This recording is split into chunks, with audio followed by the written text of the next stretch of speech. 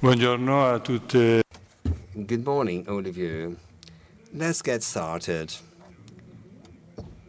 Okay, we begin the third day of this week, and as this was the case in the previous days, we're going to have 5 communications, and then we will take a short coffee break. After that, there will be the Q&A session.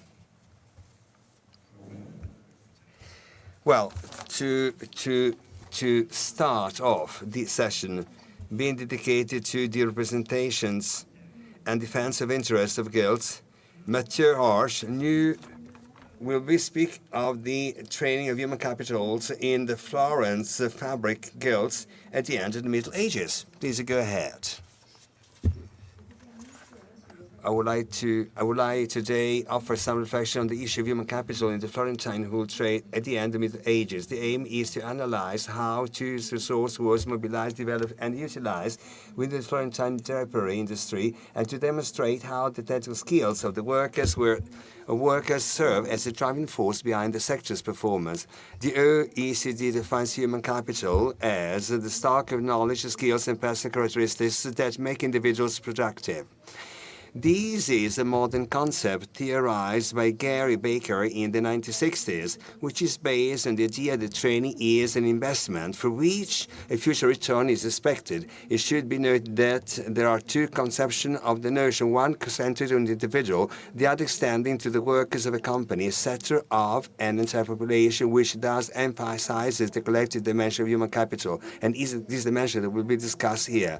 Applying this notion to pre-industrial economies is a delicate exercise. In historical literature, the link between human capital and growth is more often positioned as a postulate that actually demonstrated. In medieval historiography, the issue that comes closest to this is that of vocational training, which is generally addressed to apprenticeship contracts and necessary but insufficient exercise in that it overlooks workers who acquire their skills through the means. In the case of Florence, this is true.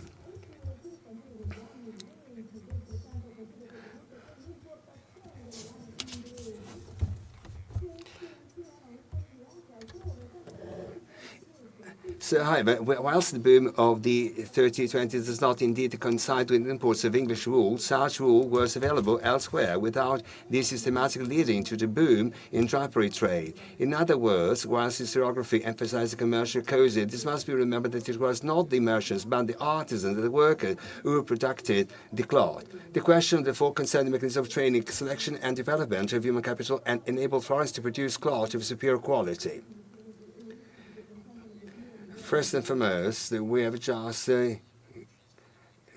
we must first dismiss the idea that no normative sources, statutes, and regulation can provide this decisive insight. In the Florentine case, there are, in fact, poor information regarding the technical cycle, and it is therefore necessary to turn the sources to the entrepreneurial nature.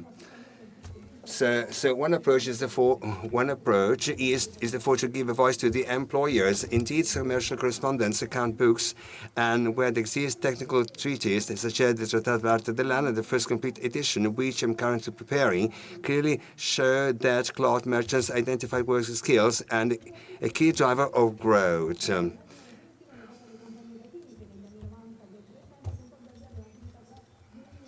One approach is the four of the teeny companies. The accounts of cloth merchant has also identified the stage of the production cycle where the individual skills of the workers was most decisive, as in the case of woolen cloth. A stage that several sources describes that depended on the precision of the workers' movements and their technical mastery. Another aspect that emerged from the entrepreneurial sources is that there was a division of labor and therefore degree of specialization. In Florence, that was more advanced than in other cities. In the Latini wool workshop in Prato, for example, the same workers could handle 3 or 4 operations which in Florence at the same time were each entrusted to many specialized workers. The second way of measuring work skills is to rely on the objective and quantifiable technical indicators. The textile sector lends itself to this. Without going into detail, I will be sharing and mentioning 2 of such indicators here below. The first is a yarn count, that is to say the fineness of a yarn expressed to the metric number. It represents the length in kilometers that 1 kilogram of yarn is capable of covering. By cross-referencing to the Traité de l'art de la laine, which corporate sources, it is calculated that the finest warp threads produced in France reached 12 nm, this highest value ever recorded for that period. To give an idea of the scale, these threads were almost twice as fine as contemporary Catalan standards. The second indicator is the fabric count, that is, the number of warp threads comprising the cloth. Medieval people themselves used this indicator. In the Iberian countries, cloth was designated according to this.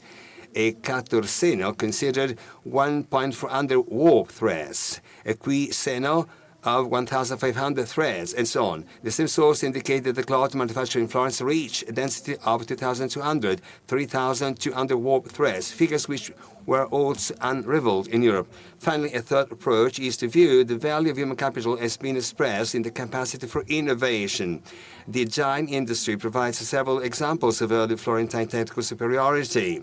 In kermes dyeing, which for a long time remained a specialty of Lucca and Florence, or in medar dyeing, a difficult-to-use dye, which is also remained a Florentine specialty for a long time. In the Middle Ages, innovation meant imitation. Indeed, the starting point from the boom in the Japanese trade in the 1320s was the production of the so-called panni alla francesca, that is to say, imitation of Flemish models. However, contrary to what is often claimed, the innovation lay not so much in the use of English wools as in the switch to carded weft cloth.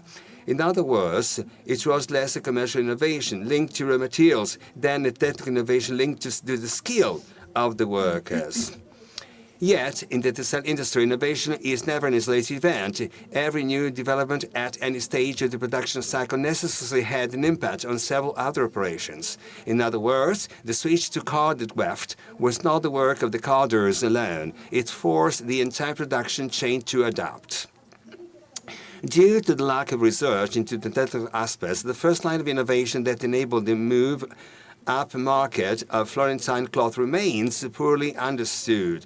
Among these stages, however, have been able to identify that one of the milestones was the development of giant wool in the fleece form, a more sophisticated technique than the traditional method of dyeing on the fabric, which was also adopted around the 1320s, initially for English wools, then extended to Mediterranean wools in the second half of the 14th century.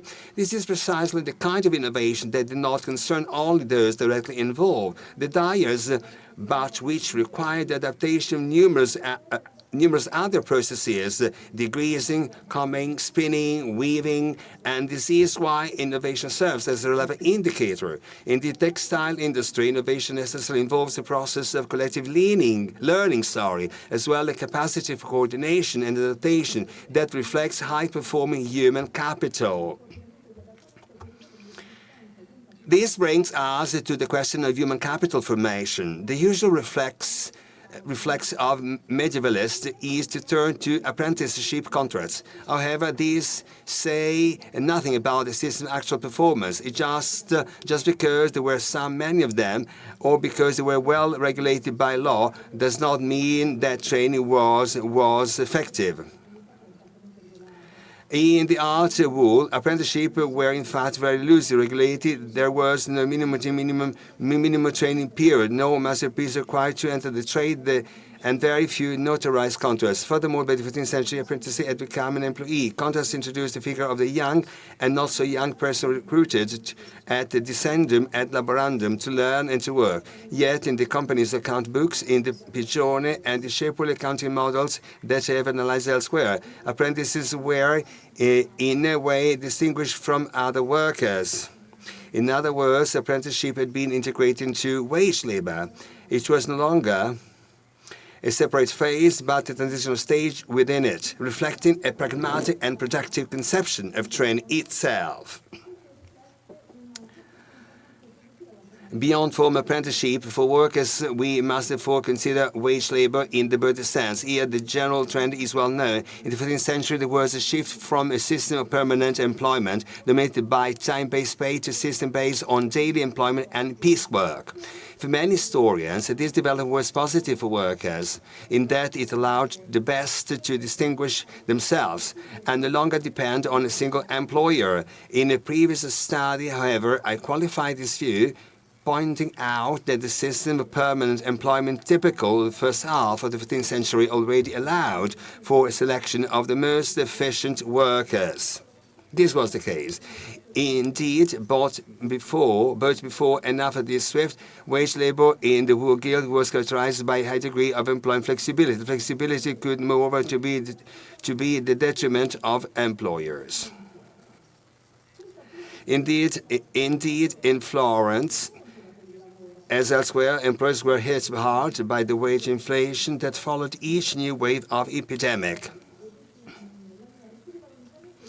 Then, as it is well known, in the 15th century, Florentine cloth merchants were repeatedly pitted against the employees in social conflicts, of which the Ciompi revolt is the most famous example. Beyond the uprising themselves, it is also worth noting various episodes of strike action which show the wool workers that real bargaining power vis-à-vis their employers. Finally, according to the analysis of wage records I mentioned earlier, it is clear that one constant feature throughout the period was the difficulty cloth merchants face in retaining their staff. It was in fact very common for workers not to see out their contracts, sometimes without justification and without facing any penalties as a result out of that. We therefore observe a paradox. On the same hand, the rigid cooperativism that restricted the freedom of business, and on the other, the very high degree of freedom that characterized the wage labor market. How can this be explained? Firstly, from a practical point of view, it would have been difficult to secure workers' loyalty through coercion, but there is also the fact that this flexibility had an advantage for employers. It created a meritocratic market, which encouraged the circulation of skills and the selection of other productive workers.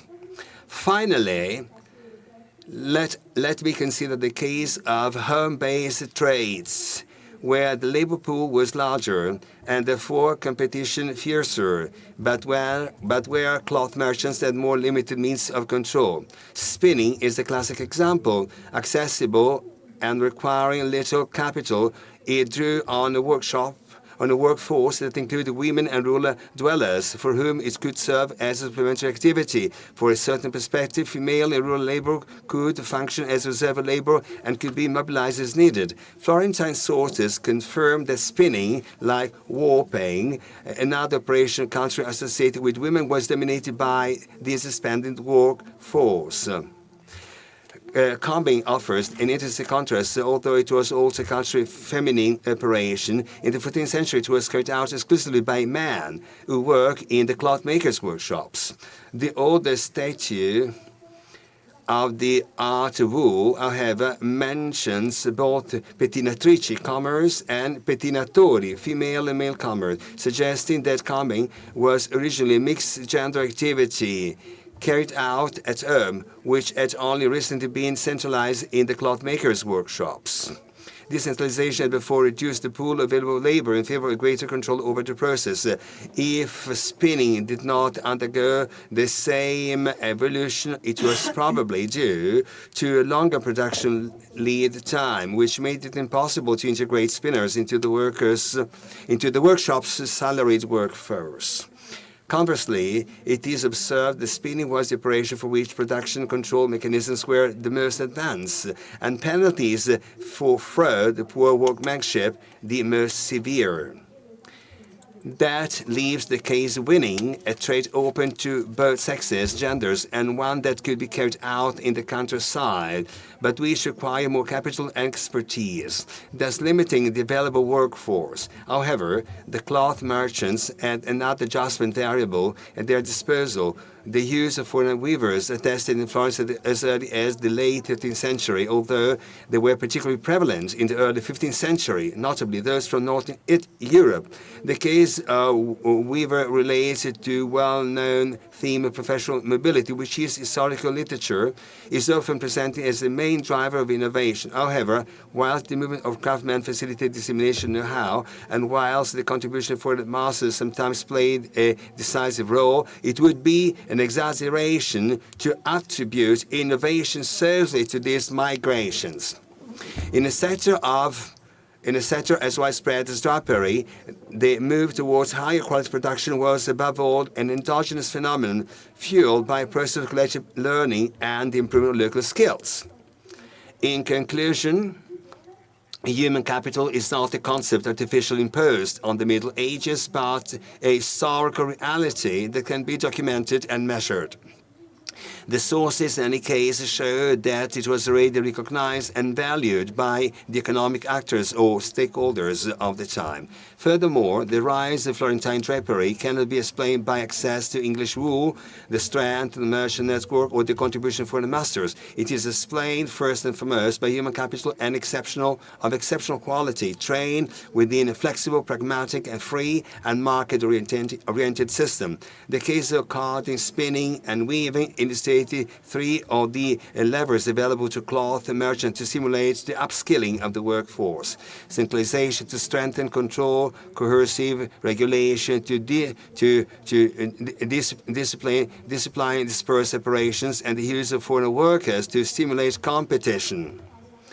However, none of these solutions was decisive on its own. They merely complemented a more fundamental element, a free, flexible, and competitive labor market, which is precisely what made the qualitative boom in Florentine cloth making possible.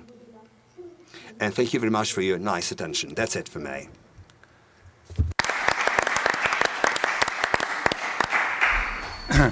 Merci Mathieu pour cette très intéressant. Thank you.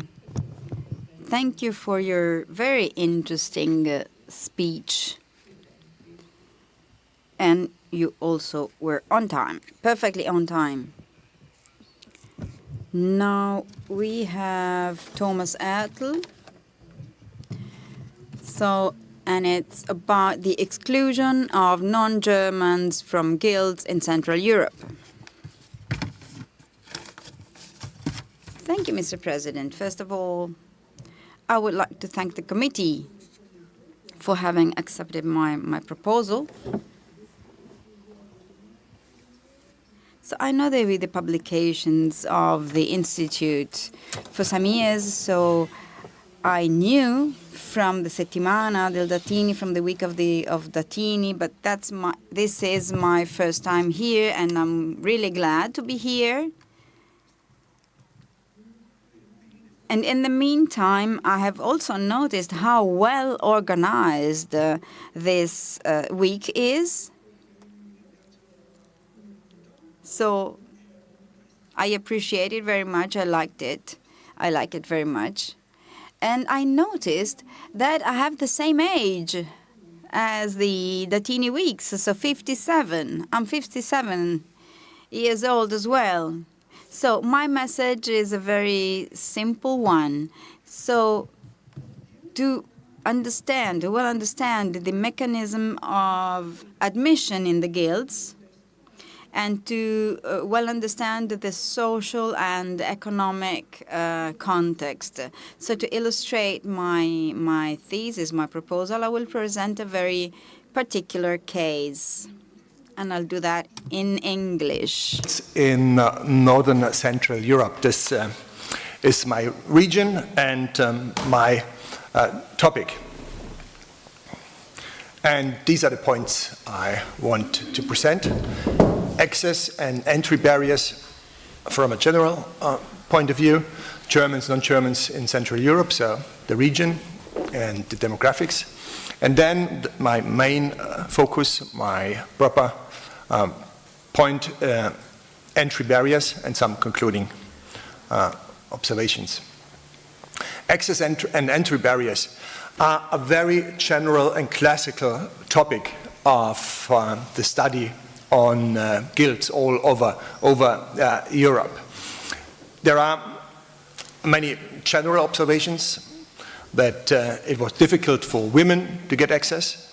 There are some exemptions, and we will discuss these in the afternoon, I presume. Minorities, religious minorities such as Jews, very general limitations regarding gender, body deficits, age, artisanal skills. There was an entry fee, a masterpiece which had to be delivered. So many general requirements which varied from region to region. And then there are some more special requirements or obstacles to enter guilds, and these were strongly and heavily linked to regional costumes and requirements and contexts. And this is what is interesting in my case, and I am wondering if there are other peculiar customs which are valid, for instance, for central Italian cities. Or what has been studied is that these remarks I'm making today on Northern Eastern Europe are to some extent also valid for Spain, for instance, where also the demographics and religious mixture within society had its impact on the guilds and entry barriers. So this is the region I want to study today. The whole study I'm presenting to you today is a study in progress. So we have collected material on some towns and cities, but it has to be expanded, and it will be, and also for the publication in the next weeks. But what is important for you is that I'm speaking about the eastern regions bordering the Holy Roman Empire. So on the first map you see in these different colors the time phases in which migration from the west took place into the east and the far east. So it starts mainly in the 12th century and moves forward until the 14th century, which you can see here in the, with these different colors. It's the region east of the Elbe River, north of the Czech Republic, and south of the Baltic Sea, more or less. And what you can see in the first map is that all these towns and cities were founded, or most of these towns and cities were founded in these periods. And they were founded mainly by these new settlers coming from the west. And these settlers are an ethnic mixture of German and Flemish people. So they did not feel German. They did feel Saxonian, Flemish, Bavarian, and whatsoever. But I call them Flemish. I call them German, just to keep it simple. And on the right map, you see the towns and cities which we studied for our research here. So again, it's the same region, but it's only a small part of it. It's the region around Berlin. Berlin is right in the center, but was not important. So we have no statues from Berlin guilds in those times. Berlin was a tiny village. It was a town, but it was very small and just started to be organized in the 12th century. The remnants of these beginnings you can still see today in the huge metropolis of Berlin nowadays. So we studied the statutes of the guilds published in these, or done in these cities, which you can see here on this map. And so this is again about the migration to the east and its consequences for the demographics in this region. So it was a huge influx of, let's say, 100,000, 150,000 people moving to the east, more or less. People we don't know exact numbers. Meeting there the inhabitants, indigenous people, the Slavic population, which settled in these regions from the early Middle Ages. And right from the beginning, there was a divide and stereotypes between the two groups. We mainly know the written German sources and not the Slavic ones. So I also stick with these German authors writing in Latin first and in German vernacular later in the Middle Ages. Look at this first passage here, this quotation by taken from the Chronica Slavorum by Helmold von Brosau. Slaves described as naturally treacherous and inclined toward evil. So there are these stereotypes, xenophobic stereotypes, all over the time. They remained somehow stable. And astonishingly, or not astonishingly, they remained stable also beyond the Middle Ages. And the stereotypes are there also today. So, nevertheless, there are these stereotypes, but living together and working together in most cases worked out pretty well.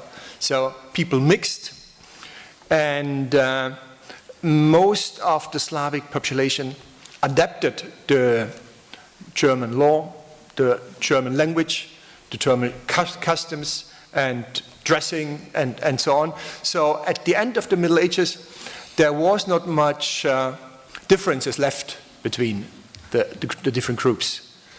So you, in many cases, you could not even distinguish a Slav from a German in those days.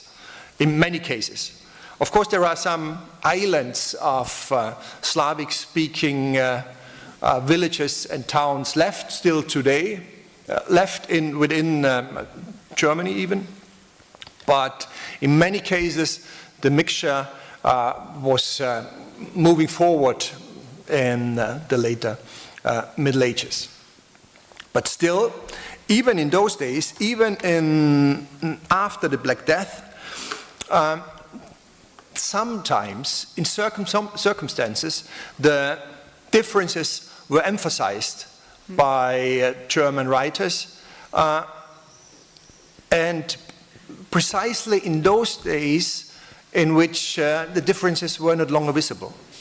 And for instance, these the remarks about the false Christians, so Christians who converted to Christianity but were not real Christians, was a remark which was made around 1400, so a time after centuries of the Slavs converting to Christianity. Again, this not dissimilar to the Spanish case, if we are thinking about the conversos in Spain. So it's an interesting demographic shift of the Germans and the Slavs living and working together, stereotypes being there. In most cases, they were not relevant, but in some cases, they were revitalized, reused, and re-emphasized. And now we come to the consequences for the guilds, and this is actually the most important. Actually, it's the only important slide of my presentation, and I will guide you through, showing you how the development of the demographic shift and the development of economic change had its impact on the entry barriers and the texts written concerning this topic. So, in the 13th century, so my first quotation, upright and honest man, probus homos sit et honestus. So this seems to be a very imprecise qualification of someone who wants to enter a guild. He has to be an honest man. All other things which I mentioned at the beginning also implicitly required. So male, certain age, skills, and so on. But this was written in the statutes only, upright and honest man. So what we see in the second quotation, these are all towns and cities in the region I showed you before. In the second, we are already in the 14th century, before Black Death, that no illegitimate son should be admitted into the guild, quod ex nunc filius illegitimus non eorum non debet recipi unionem. So this is the first time that we see a qualification from a biological background. So it's not the way he lives, but the way he is. And not something one can do by behaving oneself in a certain way, but what now is important is the offspring of being the offspring of legitimate couple. So still very imprecise, but the first time that these biological topics come into the view. Lüneburg merchants, the Kremers, and this is shortly after the Black Death. So letters have to be provided, and someone who wants to enter the guild of the merchants in Lüneburg has to be legitimate, so wedding from a wedded couple, lawful German and not Wendish. Wendish being here the expression for Slavs living in the western part. So it's Brandenburg, eastern Germany today, western Poland, and they are called Wendish. So legitimate, lawful German and not Wendish, free and belonging to no one, so free and not a bonded laborer, and born of respectable and unblemished people. So, interestingly, from the middle of the 14th century, after the Black Death, something happens. And for the first time, now there is an ethnic marker between the groups, and the Wends are, in many cases, not longer allowed to enter the guilds. This is a time when the differences, the outward differences between the groups diminished. And at the same time, it's a period in which there may have been an influx of people from the countryside into the towns and cities in these regions after Black Death, after so many vacant positions in the towns were available. The bakers in Beeskow at the end of the 14th century, that everyone shall bring proof before the councilmen and the companions that he was born of legitimate and worthy people. Again, we know this already. There's again about the family of the aspirant. And what's interesting here, we saw it for the second time, to bring proof, to bring written proof, which is interesting because there's our own genre of letters emerging in this time from the middle of the 14th century, these letters of proving one's own identity. And it's so interesting because even people from Cologne, from the very western part of Germany, were aware of these requirements and asked their council members to write a letter proving their identity and being only German. So being of German parents, because they wanted to move to the east, and somehow they knew that these letters were required to enter guilds in the East. Interesting. We do not know how this functions, but there has to be an information networks between these cities within the German-speaking world. When I say German-speaking, it seems that this was one language. It was not. It was very hard to understand the Southern Germans for Northern Germans and vice versa. Okay, bakers and the 14th century. Look our next number 5, shoemakers, that an applicant be legitimately born of honorable, good German people through all 4 of his grandparents, and that he be not Wendish. Interesting here that we have all 4 parents mentioned as a requirement of entering the guild. This is interesting because the born of 4 grandparents, it's normally an item which is used within the nobility. Which you had to show to be able to attend a tournament, and some circles of patricians in cities or noblemen legitimizing it themselves as pure noble man over generations. And in these cases, it takes also place within the nobility of artisans. And they felt themselves so significantly different, also that they used the same terminology. Okay, so I think the message is already clear. Lüneburg, from 1400 onwards, the formula legitimate, lawful, German, and not Wendish, free and belonging to no one, born of respectable people with a good reputation was used. Interesting here that the formulas vary from case to case. It's not that all over the region the same formula, the same wording is used, and not even in one guild over time, always in the statutes, always the same formulas are used.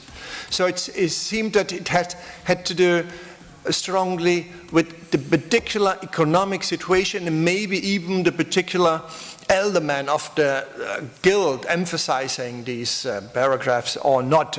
We do not know. There is not a clear system in that, but still there is a tendency to bringing in these so-called Wendenparagraph, these paragraphs against the Wends from the mid-14th century.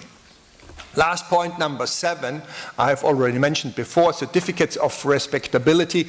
These letters, very nice, cute texts with wording such as, I'm not de genere slavicali, I'm not a slave.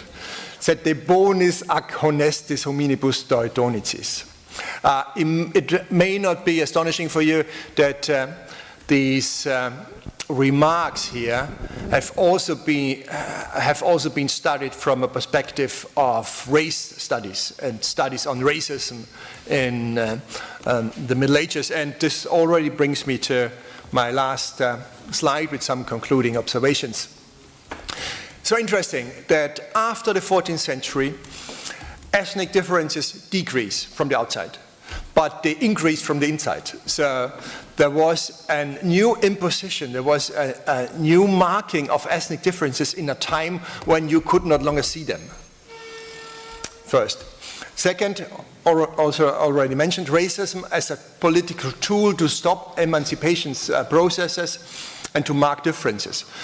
This is a hypothesis put forward by Jean-Frédéric Chaube and others, showing or claiming that racism is a political tool which always has been used when certain groups climbed the social ladder and differences became invisible.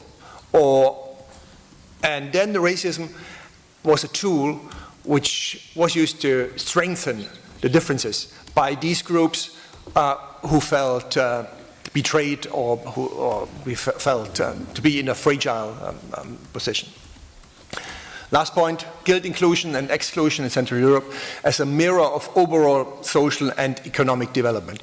And this is true when we look at not only guild statutes, but also statutes describing the process of becoming a full burgher in these towns and cities.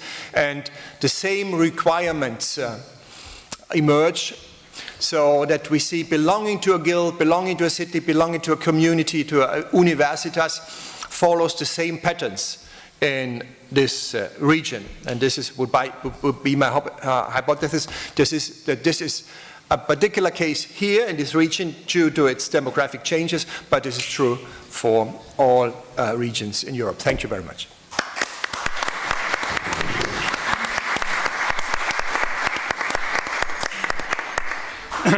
Grazie per questa interessantissima relazione sulla... Thank you for this very interesting presentation on ethnical discrimination, exclusion, and central hegemony. Now it's up to Luca Clerici, strategies, the what... who's going to speak the Rearguard strategy in general. Thank you. Luca Clerici. Good morning to all of you. So I would like to focus on a very specific topic, butcheries. So there was a great attention to this sector at that epoch. And since this is very important. So let's get started now. The Vicenza contest, and I'm going to speak of issues relevant to the connections and the conflicts. So this background is quite generic background, since we are at an epoch, early 16th century, where political influence of guilds within the communal life in Italian cities is in decline. And also we have the decline of the importance of grocery sector, vis-à-vis above all the ones being about the textile, wool, silk manufacturers, which is now at that time booming. Conversely, we have two important increasing municipal control, and also the state control, the Venetian control, in case specific of meat, just to increase the meat supplies, procurements to the capital, also from the territory of the mainland, and also we have the price control, which also comes along. To better know who were the butchers in Vicenza, we can just give a look at the registers of that epoch, and we find out that there were just 20 butchers, so just a few for a town of 20,000 inhabitants. If we cross these days, we got 51 different master butchers, 51. So register in the guild register. And then we have another kind of list we can also consider, and this is the list of the contractors' list.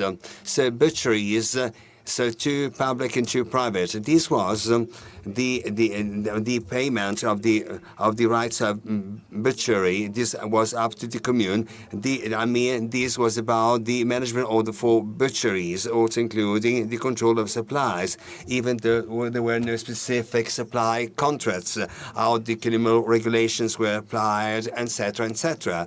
Well, this time we do see 32 different contractors, so butchers, which were also contractors in the period 1750. Well, in this period of time, we have a reduced amount of master butchers, being just 22 in number, but 64% of these master butchers were also contractors, which means a wide participation of the guild in the butchery management. So these also included the contract allocated for butcheries. Other figures: 1,000 inhabitants per master butcher register in the corporation, in the guild. So 1,600, bit less inhabitants per butchery store, and Fabian said 100 and 600 inhabitants per butchery store. This is the reality of the Venetian butcheries, and say 1 and 300 inhabitants for each butchery store, because butchers can also put together to run the stores. Where they came from? So if we have 69 different butchers, so the origin, we have 16% coming from the Vicenza district, 7% coming from the rest of the Veneto region, 2% coming from Lombardy.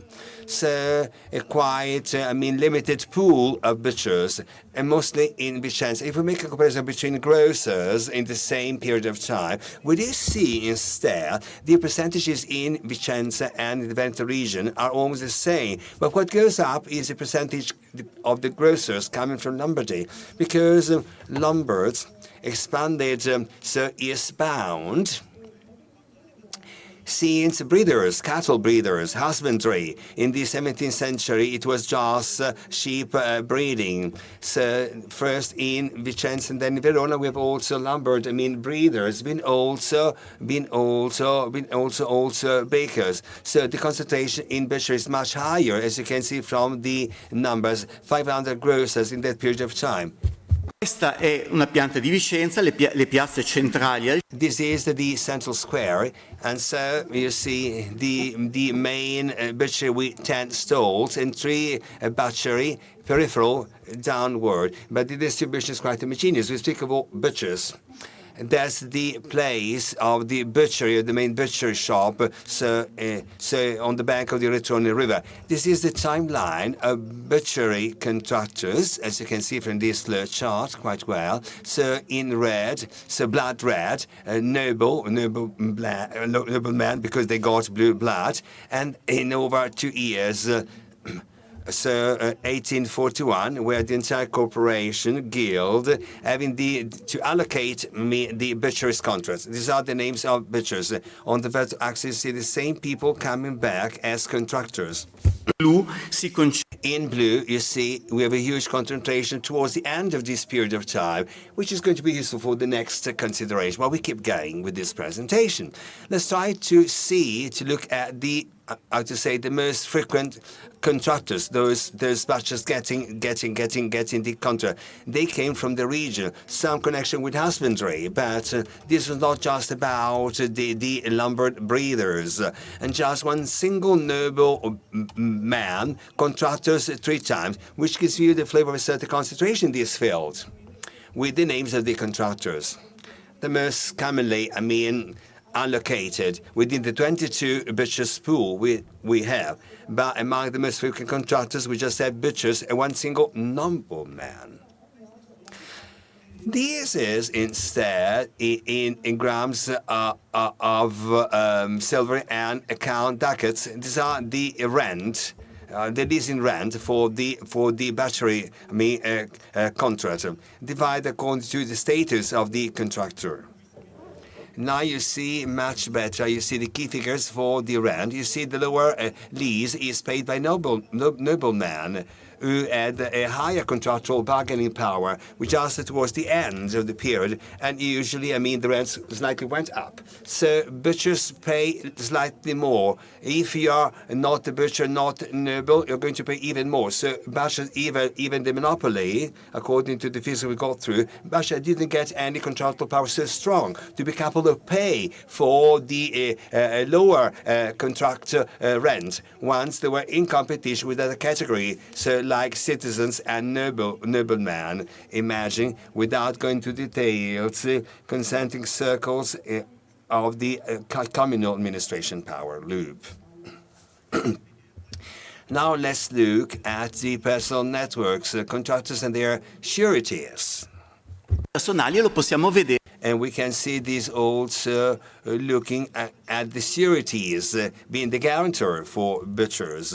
So the guarantee, bank guarantee for butchers, having just the butchery in their hands. First and foremost, we see these butcher detiene getting the surety from a grocer So grocers and butchers have some business relationship because grocers made tallow candles, and tallow was sold by butchers, tallow. But this grocer, very important person, Gastaldo, already, the order of his guild.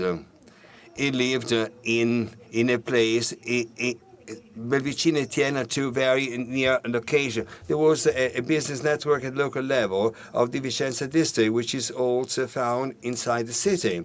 In the second case, we have a closer, patronage relationship with a noble band, having some land property in Briganza, and being a surety for a bishop coming from that place. Last but not least case, we're just a net of local solidarity at the district level, St. Peter's district, one of the three butchers we got through already, and now we have a butcher living in this district, being the contractor and getting the surety from the butcher, so running the St. Peter's Butchery, private ownership of this Bertoldi family. And as a witness at the notarial deed, we have a Garbinati, which was just real estate owner, very important, just in the area around the butchery shop. So we have a very tough network, not capable to get through now, but is clearly shown this by the documents submitted. So networks can be also understood through, the list of the properties, the assets of the butchers. Bertoldi, the butcher, is obliged to sell the butchery to the municipality. From the purchasing price, we have the discount of their indebtedness, 4 different rents, one due to the district of the suburb, another for the monastery, and one due to a shoemaker. Also, shoemaker were clients of butchers because they use leathers to make their shoes. So we have one client that's a debtor, which becomes a creditor because the relationship has been changed. So when the butcher contracted some debts, so he needed just to pay this debt back to the shoemaker. Now we have another debt for the guild, for reasons we're going to get to later on, and also for other two cattle, merchants. That's obvious. That's obvious also because he had to get debts, and he had to pay back one part of this money to the merchant. Another patronage relationship with this noble woman, Anna, and another grocer, Matteo, due to him by Gasperi for this business relationship which developed at different levels. Well, another possibility to see the economic incidence away to butchers is the one of looking at their own real estate assets, just a few. Most of them, that's a calculator of 50, 63, 64. There are shops, workshops, houses being leased to others. They're not resident in that, mansions, but their value is quite low in the outskirts of the city, medium, low price in the central part. No mansions, but just they're very low-level dwellers. They got properties just out of town. Sorry, I speak too fast. I speak 3 study cases where you see now the conflicts between butchers and noblemen and the reasons why this occurs. Let's get through some contracts. So at the beginning of 41, contracts, contracts were just allocated to the auction. Very often, half of the case is normal, but in half of the case, the auction have no people attending. So this is the case. The deputies, the executive council of the commune, attributes these to a cartel made butchers. Just 20 of them, quickly done. This to exert pressure for some lobbying on the municipality, also for pricing, for the control of sales, and so forth. This was not the first time. In 1538, also there were some penalties and sentences. Contracts, are now allocated to 15 butchers for just by count of the guild. But this goes on. Steel problems, frauds, meat shortage on the stalls. So deputies recognize butchers' subjective position of power. These butchers always find an agreement to do whatever they want to do. They're the only one. They're just 20 in number, just a few, a bunch. So the solution is to allocate the contract to somebody else. This was the nobleman Marco Roma, which was the contractor for the meat tax collection. So if he collects the taxes, so he's going to promote the sales, because more sales means more tax revenues. But Marco Roma doesn't say yes immediately. So it takes a lot of negotiations. You see this quote between inverted commas, and also the intervention of many burghers. Not so well specified, but we have a single detail which makes it possible to suppose these would have been part of an important circle of the Calvinist circle, and Marco Roma is an outstanding character within the Calvinist circle or club. Calvinism spread swiftly, so quickly, in the merchant and artisan guilds for silk trade. So just reaching the region beyond the Alps. And also other dashers, and also we know other figures. He receives also some money land. This was never done in Vicenza to buy cattle abroad, and so everything seems to go very well. But in the second case, Paolo da Rogo, another nobleman, so the issue turns out to be more difficult to manage. Well, in 43, content was allocated by auction again, but just at the third attempt. So this was a sign things were just troubling in a way, anyone. The next year, the deputies decided to reduce the summer overpriced period from 3 to just 1 month.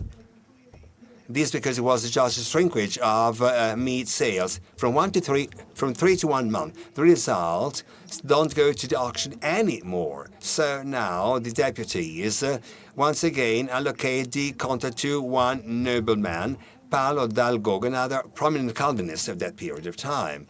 In 44, at the end of this year, dal Gogo is quite happy, requesting renewal at the conditions of the first year. But butchers wanted to avoid dal Gogo's price control. No, it's up to us. They wanted to avoid dal Gogo's price control, which was the weakest point of this chain. They gave up at this 1 month overprice. They relaunched to 150 rather than 100 ducats as the rent, but at the end Gogo got the contract with just a clause, the one of accepting of being fined 10 ducats per day. This was a very, very high fine if so not well stocked. So he got this contract. And what's happening in your view? Tell me, make a delicate guess, come on. In June, he's going to be fined 10 ducats because he refused the overprice, which was requested by the other fellow butchers. The next year, so dal Gogo refused to show up, but this is allocated to another burgher, but not a butcher. But dal Gogo come back in 1547, but now he wants to be just protected, and he obtained this clause, 15 days impunity from the signature of the contract to see how things will go out, going very well. After 11 days, he resigned, transferring the contract to 3 butchers, and the clause is just taken away. Deputies are just obliged to accept unwillingly this transaction by majority vote, and so we have a great success for butchers. Last case I'm going to present in these 2 minutes È il caso della vendita. is the case of the sales of the 2 butcheries, private butcheries, that were in the hands of the butchers. Probably the problem was the one of the indebtment. So a lot of debts. So they just like to sell their butchery shops. So, you know. Ecco qua, sono andato avanti. Inizialmente At the very beginning, Bertolli sold his butcher to the guild, to the Butchers Guild, but he's going to be opposed. A few months went by. Bertoldi himself asked the guild to give up the the buy in such a way to sell the butchers to the municipality, which did something in order to get this contract. The guild accepted, but so by majority vote, 10 against 9 votes, and the first St. Peter's butcher goes back to the municipality. Next year, also Porto Novo butcher goes directly straight to the hands of the municipality. So also we have some conflicts with other crafts or guilds. So grocers, they want butchers to go to their, guild to sell tallow candle.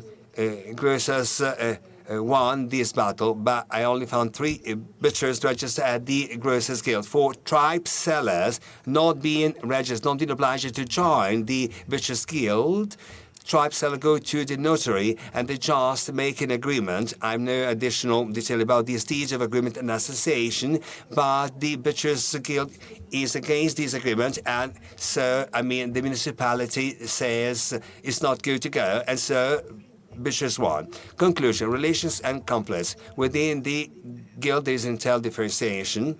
You can see between contractors, frequent and occasional contractors, limited geographic mobility, which is quite small, mainly from the district and also from families. Not so many. 78 years I went through by the same family, the same households. I went through 3 generations at least. But the shortage of numbers, I can speak of a collective strategy in difficult times with mixed results. For other groups, where conflicts are more typical or common over trade boundaries, where you see sometimes the grocers got the win, sometimes the tribe seller got it. In competition with noblemen and burgher citizens for butchery contracts, we see that once again we have a sort of half and half contract won by category and the other half by the other category. And above all, we can see clearly through to debt and credit reports and sureties, we can see the personal relationship as revealed, as I said, with surety bonds and debts. So relationship with nobles, also craftsmen, shoemakers and grocers. For the public authorities instead, here we go, we have the butcher's objective monopoly position, which is fully recognized by municipal authorities, but the municipal control remains strong enough.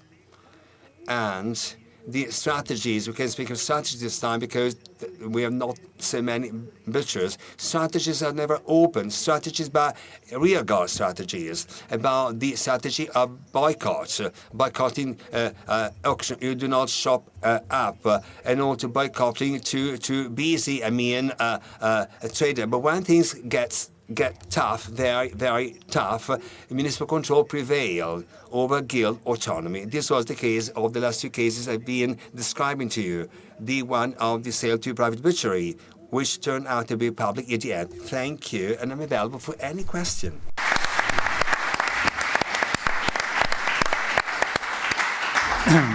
Grazie mille per questa magnifica relazione sulla strategia dei materiali. Thank you for this marvelous presentation about the strategies of the budget strategies. Let's go on. Let's continue with the next speech by Nicoletta Rolla. So here we are about trade guilds in the building industry in the modern era. Turin, 17th, 18th centuries. Thank you, Mr. President, Mr. Chairman. Thanks to the organization Fondazione Datini for accepting my speech, my proposal. So I will talk about the guilds, trade guilds. So trade guilds and national guilds. So trade guilds have these 2 characteristics. Well, amidst the diversity of professional associations presented over the past few days. This paper focuses on two national trade guilds established in Turin between 17th and 18th century. The Company of St. Anne of the Master Bricklayers from Lugano and Milan, and the other one is the Guild of St. Anne, again, of the Master Carpenters from Graglia, Musano, and Pollone, which are three villages in the Prealps. So what characterizes and also unites these two guilds is the fact that they bring So they bring together craftsmen from the building trade who hail from the Alpine regions. So they are therefore linked to a productive sector that follows very specific dynamics and to communities with a particular economic and social organization. In this presentation, I would like to address some of the issues already touched upon in the previous days, but from a closer perspective from this specific case. So here we have the broad lines, and then I will focus on more specific cases. So in a broad sense, it's useless to say here, but as an introduction, a guild is a voluntary association of lay people who adopt a constitution and statute and appoint officers from among their members to promote their shared religious life and common life. So as Maurice Agulon noted, well, in many cases, these were essentially forms of socialization to which religion provided a form and a framework rather than a substance.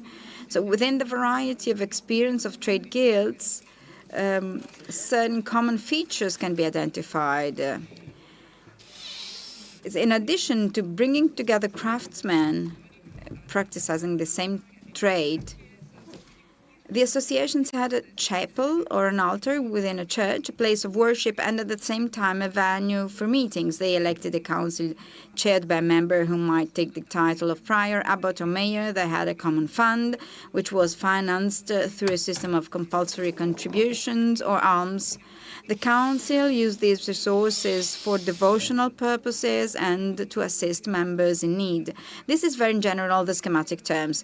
Historiography has highlighted as I was saying, the diversity of the functions and the political and social significance of the confraternities. In some cases, they served as forums or defending the interests of their members, sometimes in opposition to the guilds and local authorities. The assemblies and patron saint festivals could quickly turn into moments of protest against the trade elite. This is the case of Paris, the case studies by Garioch and Sonnenzacher, or they played a crucial role in labor management, namely as intermediaries between labor supply and demand, as Simona Cerruti showed in her studies. So through these various activities, the confraternities played a crucial role in labor markets of the cities of the Ancien Regime. In some Italian cities, we see the emergence of these trade guilds that also group their members according to a national criterion linked to belonging to a common origin, but not necessarily to the practice of the same profession. Examples of this can be found in various cities across Mediterranean Europe, which have been the subject of significant research, such as the National Guilds of Venice, studied among others by Donatella Calabi, or the nations representing merchant diasporas. The Lombards, that is, workers originally from the Lombardy Lakes region who had joined the Turin guilds, were particularly enterprising in establishing guilds in various Italian cities, including Naples, Rome, Florence, and Turin. Often the existence of confraternities of brotherhoods that brought their members together according to their geographical origin has led historians to see these associations as an expression of a solidarity of origins, as well as the transfer of to their destination countries of social networks and bonds. The history of the two Turin confraternity as the subject of this paper, whilst following established historiography allows us to re-examine certain aspects of the life of these associations. Their records are well presented and enable us to reconstruct their history from their earliest meetings, highlighting the ways in which the two confraternities were able to explore and adapt to different economic and political circumstances. The changes they underwent in their composition and structure reveal, on the one hand, the nature of the relationships between the associations and local institutions, and on the other hand, the often conflictual definition and redefinition of internal relationships among their members. So in retracing the history of these two associations, I aim to first understand the context and reasons of their establishment, to observe their internal dynamics and with the view to better understanding the function of trade and national guilds. 3, to investigate the relationship within this association and the city's economic and institutional context. The sources used to answer these questions are varied and include the archives of the two confraternities, of course, with a particular attention paid to the ordinati, and to the financial statements recording the major expenditure items, the contracts of the General Office for Works and Fortifications, the body that managed the ducal commissions and the building sites. And then I used judicial sources, and in particular the cases heard in the court of the Vicariate of Turin, a court of first instance that applied the summary procedure also used for construction, for building issues, in building sector issues. So this has been also outlined by Cerutti. So specific characteristics of the construction sector and alpine communities must be taken into account to understand how the two Turin guilds operated. It would be a mistake in my opinion to overgeneralize the functions of the trade guilds and national guilds. Each responds to specific questions and needs within each productive sector. So the construction sector is characterized by high professional mobility linked to the rhythm and time frames of building sites, while building site refers to that system of workplaces scattered across a more or less extensive area, whose products converge in a single location, the site, the proper site itself, contributing to its transformation. On the site, companies and teams of workers come and go depending on the stage of progress of the works in a rapid turnover that guarantees temporary and irregular employment. The end of the production cycle coincides with the departure of companies and workers from the workplace itself. So this implies significant geographical mobility of companies and labor, which move over a potentially very wide radius depending on job opportunities. When considering these professional movements, one must also take into account their internal hierarchy, which is not rigid but strong, based on the degree of specialization and availability of capital. The latter often draws the dividing line between entrepreneur and employee in discontinuous career paths.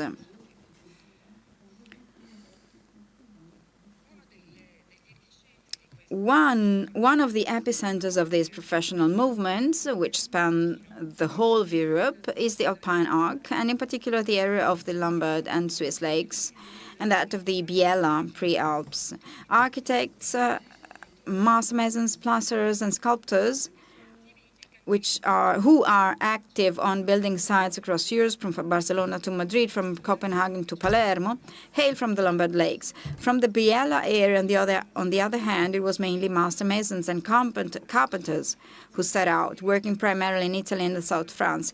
These are ancient movements dating back at least to the late 16th century. They were temporary migrations, not necessarily seasonal given the cost of travel, in which a strong bond was maintained with the country of origin to which one regularly returned and where part of the family resided. The members of what has been termed as artistic diaspora, with all due caution in the use of this term, maintain strong cohesion through intense communications, letters, with their home villages and with other artists in the diaspora. In their home villages, the master craftsmen retain land holdings, even very small ones, managed by family members, including many women. This gives rise to a distinctive economic and social system, integrating different locations and sources of livelihood and forming multi-local communities. One of the keys to success for many of these entrepreneurs lies in the ability to operate locally but utilizing dispersed, scattered resources, which include land holdings in their countries of origin or loans obtained in their countries of arrival. What emerges, therefore, is a productive sector with complex dynamics. It is within this context that the history of the two Turin guilds must be understood. The first to be established was the Guild of Architects, Master Bricklayers, Brickmakers, and Sculptors from Lugano and Milan, of which records date back to the 1620s. Its official foundation can be dated to the start of the construction of the altar dedicated to St. Anne in the Church of San Francesco in 1736. From this date onwards, the members of the guild gathered regularly every 26 July to celebrate the feast of their patron saint with a procession, a mass, and a communal meal to renew the guild's governing bodies and to collect donations. The confraternity was founded against a backdrop of rapid urban expansion in the city. From the 1620s onwards, in fact, the first of 3 expansion projects was designed and carried out, which would transform the city's appearance, almost tripling its area over the course of about a century. The Duke's investment in construction was massive. The expansion project was ambitious and created employment opportunities in this sector, which proved to be one of the driving forces behind the city's economy. Essentially, anyone who contributed to the expenses could be considered a member of the Brotherhood. The Compagnia of Sant'Anna underwent a transformation in its structure and functions during Turin's second phase of expansion, which began around 1770s.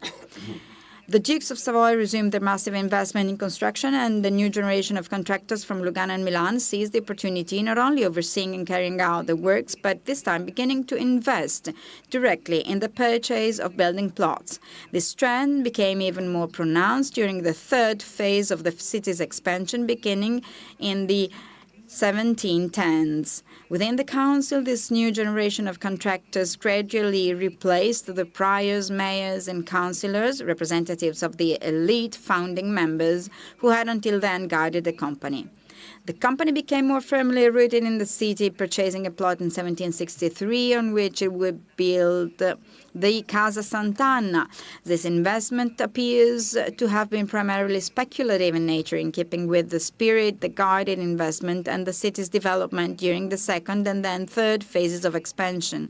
Like many at that time, the company invested in property to generate income from the real estate through rents. The tenants were not necessarily from Lugano or Milan, and the rents charged appear to have been in line with current rates. During the same craftsmen from Lugano and Milan, though not exclusively. With the end of the War of the Spanish Succession, which occupied the House of the Savoy between 1701 and 1713, a new phase of growth began for the city. The Dukes invested a major urban renewal program with the opening of several construction sites and the start of work on the third expansion. It was at this time, around the 1710s, that master carpenters, maestri carpentieri, from 3 villages in the Biella Prealps began to gather with some regularity. We do not know the founding documents of this guild, but we do know that they gathered at the altar of St. Anne in the Church of the Holy Trinity, and alongside their devotional activities, they worked to provide assistance to master carpenters and laborers in difficulty and to their families. During the same period, the Guild of Master Masons also began to organize assistance for its members and their families. The two brotherhoods were approached mainly by master carpenters and laborers who had lost their jobs following an illness or an accident at work, or by the widows of masters, carpenters who had died, perhaps on a building site. So the aid mainly took the form of small cash grants or assistance to return to their hometowns, where the recipients could rely on a network of family support that they lacked in Turin. The welfare work of the two confraternities began at a particular juncture when a reform of Turin's welfare system introduced stricter and more limited criteria for access to the city's Ospedale della Carità, henceforth reserved solely for Turin residents, that is, those who had resided permanently in the city for at least 3 years. The reform formalized what was effectively the mechanism for admission to Turin's welfare institutions, which favored and guaranteed preferential treatment for those embedded in a network of stable social relationships. The council of both confraternities were the expression of the elite of the building trades who found opportunities for employment and investment in Turin and Piedmont, particularly from the 1770s onwards. The name of the contractors sitting on the council of the two guilds are the same as those found among the signatories of the contracts for the construction of the most important public building sites in Piedmont and Turin in the first half of the 18th century. A study of the contracts signed by the Azienda Generale Fabbriche Fortificazioni, the office responsible for managing the Crown's contracts between the 1710s and 1740s, demonstrated the strength of these alpine craftsmen, who together came to manage over 60% of the Crown's contracts. 28% were awarded to master builders from Milan, 23% to those from Biella, and 10% to those from Lugano. One of the keys to the success of these master builders lies in their ability to forge professional alliances that are at once open, solid, and flexible. Open because they often involve master builders from different regions. It is common to find master builders from Milan, Biella, and Lugano acting as co-signatories on the same contracts. Flexible because the composition of these alliances changes with each contract depending on the availability and needs of each individual. Flexible but not ephemeral because although they take on different forms, these alliances always draw from the same small pool of expertise. The names that circulate most frequently are always the same, and we find them also in the national guilds. What is the incentive for leading these associations? Through their activities, these two guilds operate on various economic levels, integrating them.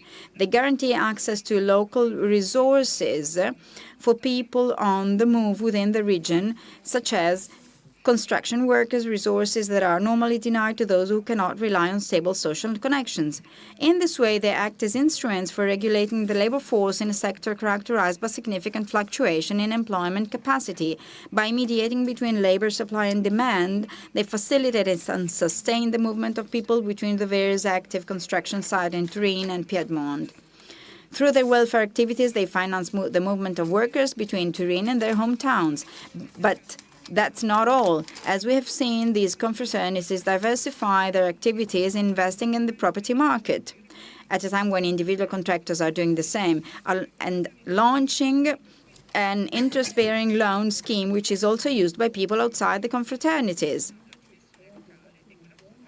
Ultimately, the guilds build internal networks for the circulation of economic and relational resources. The economic basis for these investments and activities consists primarily of donations from the members, particularly those made for the construction of the altar, and subsequently of offerings collected throughout the year and handed over on the day of the patron saint's feast. Contributing financially to the activities of the confraternities means being a member of them, and more generally being a member of the community of master craftsmen from Lugano, Milan, and Biella, with all the professional benefits that this membership entails. In the sense that nation is not defined so much by countries of origin, it does not exist independently of the confraternities, nor is it an expression of natural solidarity, but rather constructs and defines its boundaries in its internal hierarchies and its clientele through the activities of the confraternities. It is no coincidence that tensions, which on some occasions turn into open conflict, are centered precisely around the celebration of Patron Saint Festival and the management of the altars. I'm trying to speed up a bit and to shorten times. So the origin of these associative organization is about the defending the interests of their members, and through them, those of a wider group of people. One of the reasons for the foundation of the Confraternity of St. Anne of the Master Builders was the need on the part of the people of Lugano to defend a series of privileges and tax exemptions enjoyed by the Swiss in Piedmont following a military alliance between the Dukes of Savoy and the Swiss Confederation in 1512. Throughout the 17th century, the privileges and exemptions granted to the Swiss remained the subject of negotiation between the Piedmontese authorities on the one hand, and on the other hand, the mayors, architects, and master builders of the company, which presented itself as the legitimate counterpart representing the interest of all Swiss residents in Piedmont, regardless of their profession.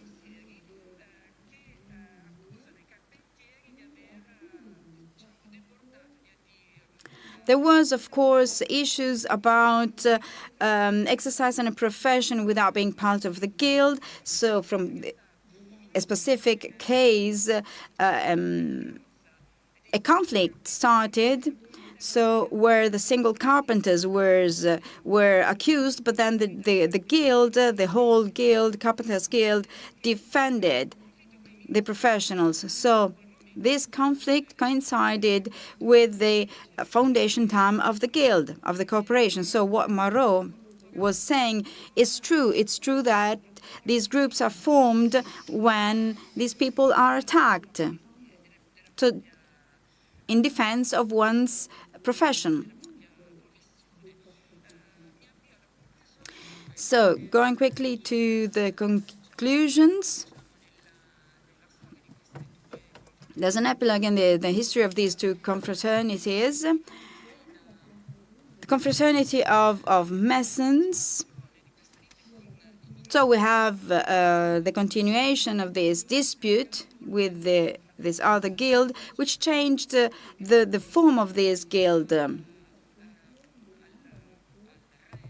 It was in 1730 the Guild of Minusieri once again lodged a complaint against 4 carpenters accused of practicing the profession of minusieri unlawfully.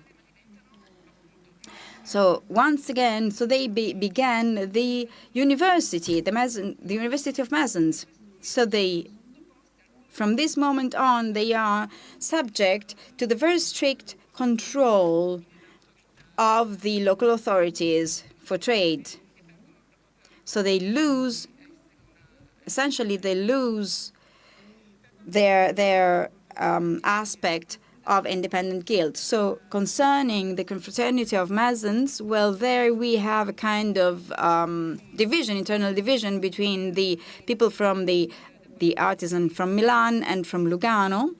And here we are in the 1762. So these conflicts,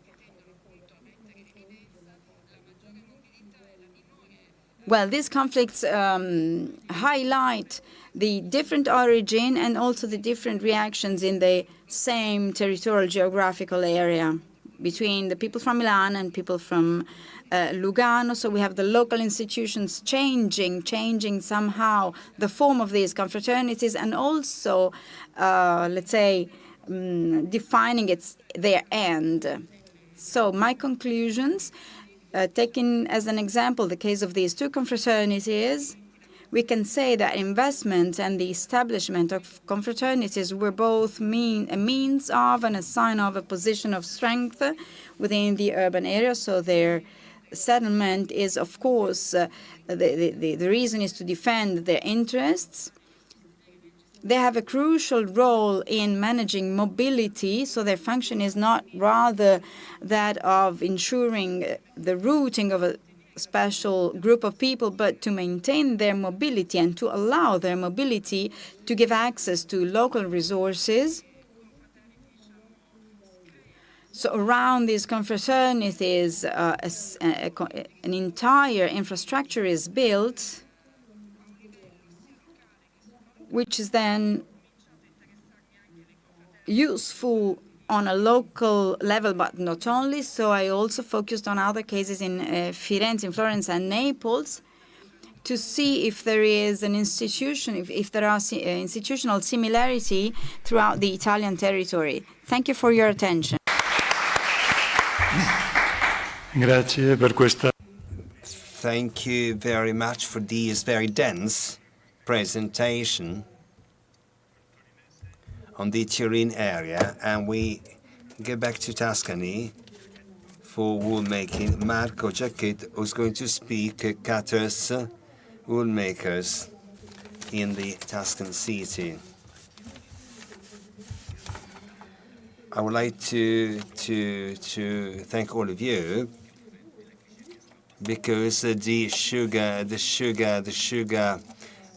blood sugar is going to be quite low, so you need a coffee. I would like to begin with an apparent paradox, which is also in addition to what Mathieu said. Historiography over the last century has reconstructed with great precision how, between the end of the 13th century and the first half of the 15th century, the woolen industry of southern North Italy underwent a profound transformation. The gradual abandonment of local wool, the adoption of the English wool, the imitation of Flemish cloth, and the repositioning within the mid to high-end segments of the Mediterranean market, transformation that turned major cities such as Florence.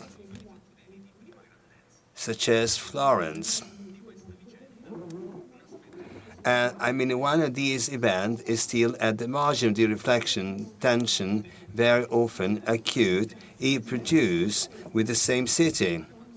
Because for the rise of domestic production increasing quality was neither peaceful nor straightforward.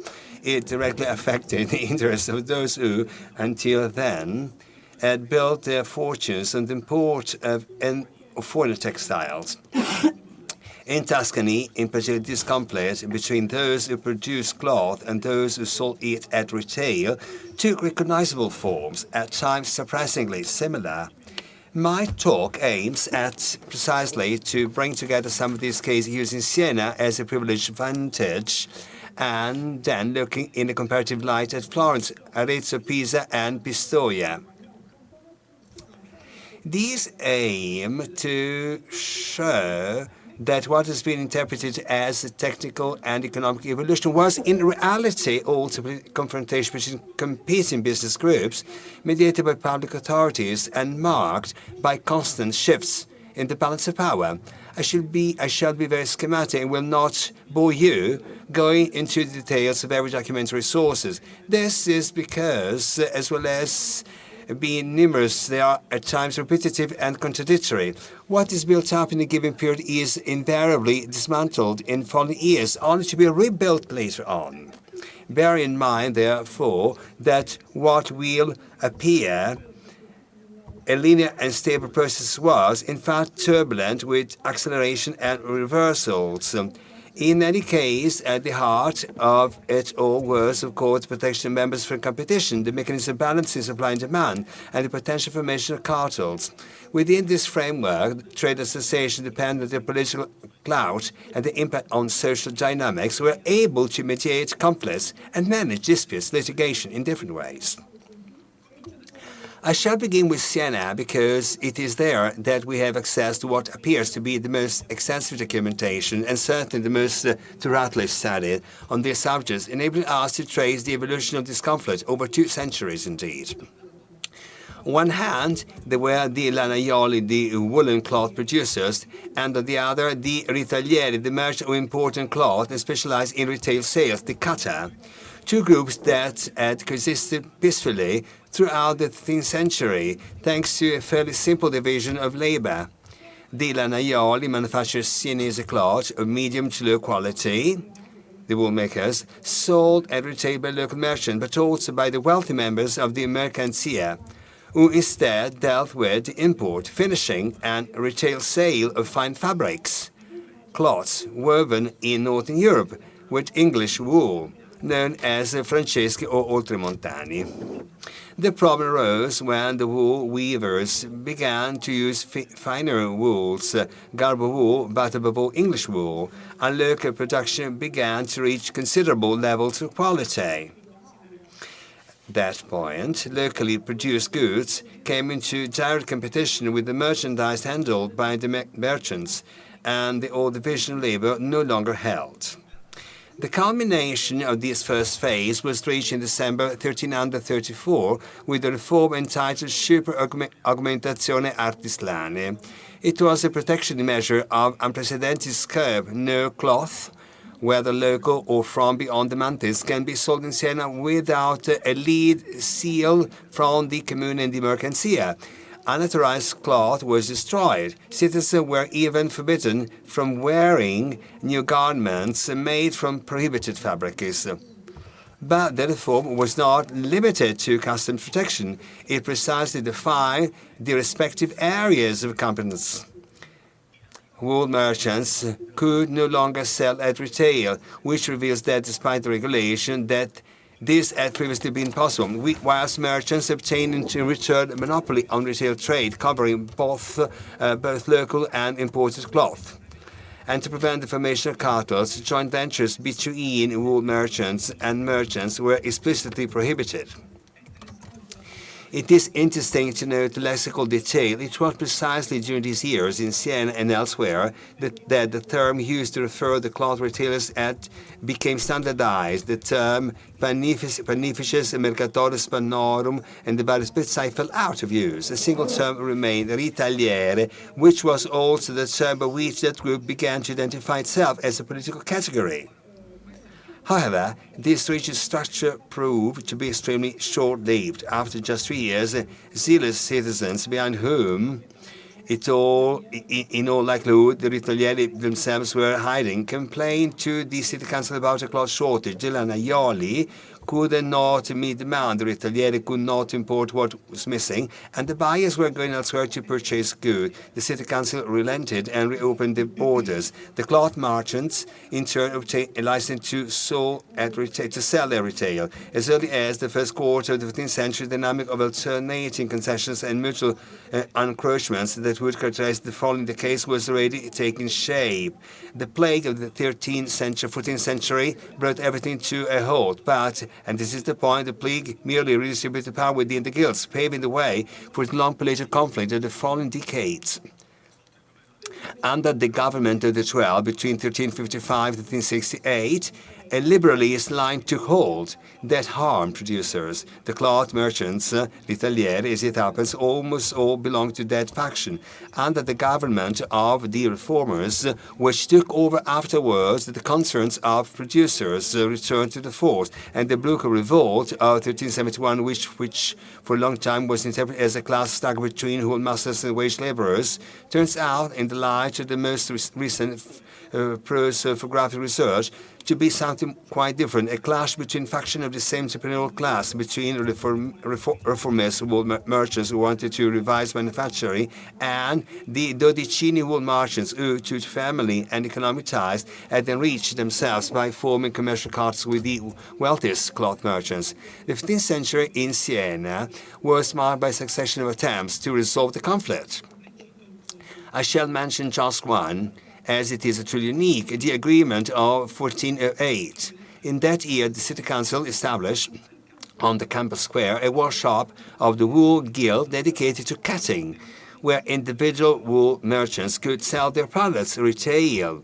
In return, the cloth cutters were permitted to open up to 3 production workshops, provided that the cloth was sold exclusively through the Wool Guild's workshop.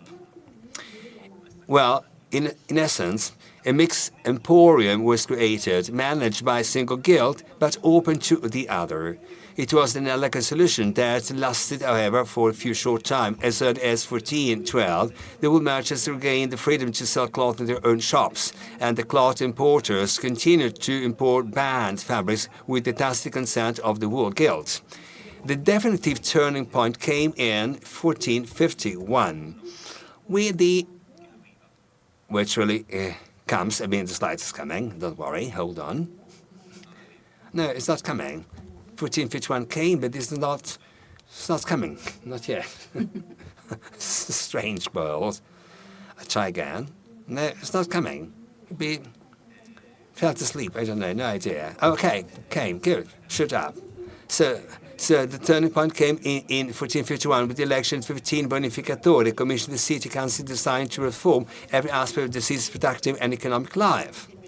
The import ban became total, no more exception, not even for the less valuable fabrics, such as those from Romagna and Bigelli. At that point, the Sienese cloth cutters, deprived of their traditional role, took 3 paths.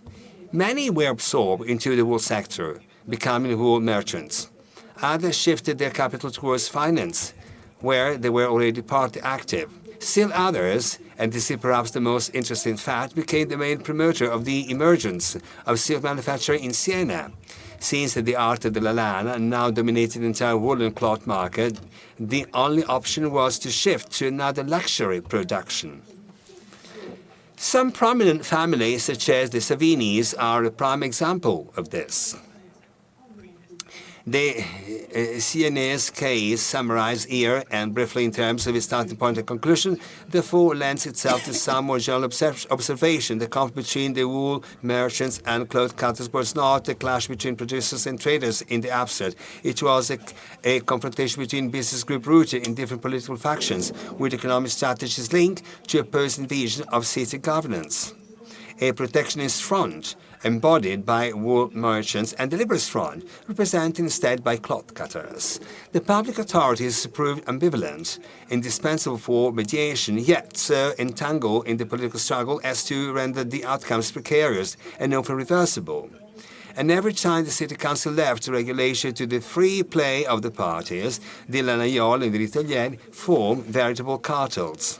The question at this point is, how much of this is specific to Siena and how much is the Tuscan pattern? Let's briefly analyze three other centers. Let's start with Florence. Because this is perhaps the case one might expect to be most different, yet it is not. In Florence, the matter is complicated by the fact that the Ritagliatori, as they are known here, do not belong to one single guild. Those specializing in importing woolen fabrics gravitate towards Calimala, Merchants Guild, whilst the others are members of the Por Santa Maria. This dual affiliation has almost always been overlooked because each guild has been studied in its own right within distinct textile sectors, wool and silk. Yet, viewed from this perspective, I'm proposing to give example, even Armando Sapore's classical study on Francesco del Bene's company becomes a detailed analysis of how the Florentine Ritagliatori of Calimala work in the early decades of the 14th century. It reveals a fact worth highlighting. Between 1319 and 1322, the company handled more than 1,000 bolts of cloths, and around half of its turnover, measured both in bolts and in value, came from the retail sales, not wholesale. We're not talking about shopkeepers now. We're talking about the national merchants who derive half of their income from the cloth-cutting trade in the Florentine market itself. It was a medium-sized enterprise, representative of many numerous categories of Florentine firms situated between the very large merchant banking companies, Bardi, Peruzzi, Sciaioli, Alberti, and the very few smaller firms, almost unknown to the sources. This fact will prove crucial when we return to the conclusion shortly. In the very same months that Siena approved the reform of 1334, Florence regulated the powers of the cloth cutters through the Statute of Por Santa Maria of 1335. They were permitted to trade in both local and imported cloth, but not in cloth from beyond the Alps, save for a limited quantity of remnants, and provide they were also registered at Calimala. The same logic of great areas, dual affiliations, and porous boundaries that we find in Siena. The same case, the same situation. And just as in Siena, everything opened up after the plague, in 1351, Por Santa Maria broke with the previous system and legally took control of the cloth cutters, freeing them from restrictions. In 1376, it had to backtrack, approving the most comprehensive 14th century measure against the fraudulent practice of bartering cloth. The regulation of 1411 physically confined the activity of the cloth cutter to the score croce cross, a legally enclosed and monetary area. In 1414, Calimala deplored the unlawful and dishonest contrasts that are made daily between the cloth cutters and merchants. In 1427, import bans were reintroduced. In the second 30-year period of the 15th century, Por Santa Maria imposed the principle of one shop, one trade. The synchron is such that, were one to remove the proper names, it would often be impossible to distinguish a resolution approved in Florence from one approved in Siena. The matter was far from insignificant. so much so that, jumping forward to 1476, the Municipality of Siena identified the crux of the crisis of the arte della lana as a cloth trade conducted by dishonest and devious means. The phenomenon had by then become so widespread that it was recognized that the arte della lana was no longer able to remedy on its own, making direct intervention by the city council necessary. Instead, sales through unauthorized channels depressed prices, encouraged wool merchants to reduce the quality of the wool, as well as the weight and the weight of the fabrics, and irreparably compromised the international reputation of the Florentine cloth, once favored in many markets, and now reduced to a position of inferiority compared to its competitors. That's just a phrase of this document. The remedy identified by a specific appointed commission was to return retail sales to the authorized parties, removing them from those operating outside the guild's jurisdiction. Wool pieces or cut lengths of cloth would therefore be sold only in the shops of the cloth cutters and wool merchants, the latter selling only by their own production. Florence, in other words, went through the same cycle as Siena, albeit with slightly different timeless and a more complex guild structure. In Arezzo, the picture is even clearer. Between 1340 and 1370, the sources reveal all the phenomena we have seen elsewhere, but in a concentrated form. Wool merchants simultaneously joining the Guild of Cloth Cutters, mixed guilds with membership heavily skewed towards producers, a regulatory attempts to impose a clear choice between production and distribution. And, above all, an emblematic case, Simo Giubertino's Cutting Company, documented in an account book of 1373. In this year, the workshop sources its supplies from 94 different wool merchants, and 5 of the 7 partners were themselves listed among the suppliers. This is no longer smoothly its de facto vertical integration, but Simo's company went further. It entered into an exclusive agreement with all the Arezzo wool merchants with deferred payments and part in kind in cloth. A declared attempt, Alberto Luongo rightly calls it a small cartel, to subjugate the entire Arezzo wool manufacturing sector to a single commercial enterprise. The municipality's reaction is immediate. The company is unauthoritatively split into smaller firms, which cease trading within a few years. It is the purest example of what happens when public authorities step aside. Cartels immediately emerge, and the municipality must step back in to dismantle them. Pisa, to conclude the tour, seems at the first glance to be the exception that proves the rule. On the one hand, between the end of the 13th century and the first half of the 15th century, the same distinction observed in France exists between two categories of cloth cutters, those dealing with imported cloth and all others. This distinction is also present in Pistoia, here only briefly mentioned, but which I shall explore in greater depth in the right direction. On the other hand, thanks to Alma Poloni's study on the team documents and on the Sankashan account book, we know that the peasant cloth cutter of the second half of the 14th century operated under a regime that was apparently much more relaxed. They purchased directly from dozens of local and foreign cloth merchants, established permanent agencies in Genoa, and dealt in English cloth, which by 1366 accounted for around 30% of the value of their merchandise. So, in short, a relationship with cloth merchants based on regular collaboration, devoid of the tensions that were so bitter elsewhere. But, and this is the crucial point, Polonius herself shows that for these cloth cutters, retail sales to a local clientele did not constitute, and probably did not even represent, their main activity. Their true function was that of commercial intermediaries for the foreign merchants who frequented the peasant marketplace. The case illustrated by the author of Stefano Rosso, not even one of the major cloth merchants who sent his own agent to Palermo to sell cloth directly on the Sicilian market, speaks. Pisa, in other words, is not a city without conflict. It is a city where the cloth merchants managed to bypass the local market, projecting themselves directly onto the international ones. And it is precisely this specificity of the moving up market that makes the conflict with local wool merchants less acute or sharp.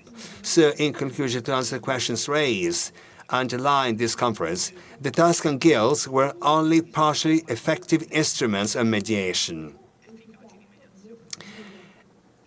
Internal conflicts between wool merchants and cloth cutters or opposing internal factions were managed primarily through public interventions, a sign of a weak capacity of self-regulation.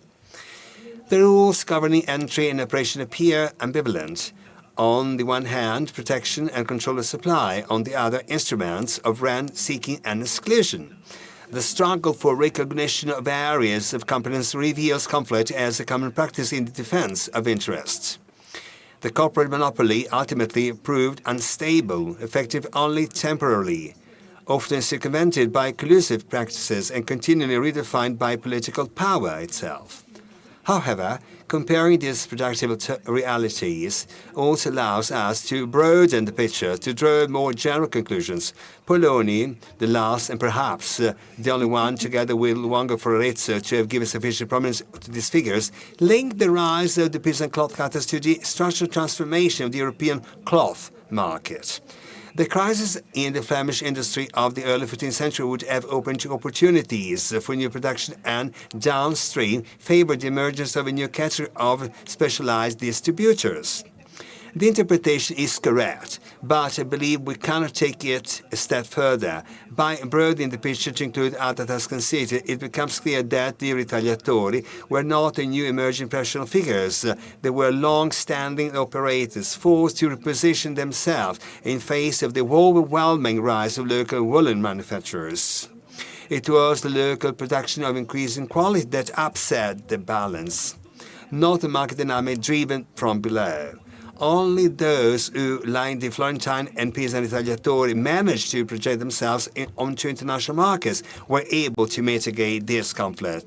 Where the escape route proved difficult, such as in Siena or Arezzo, and certain times even in Florence, the conflict escalated to the point of requiring direct intervention by the municipal authorities. I would like to conclude with an opening. The dialectics between wool merchants and cutters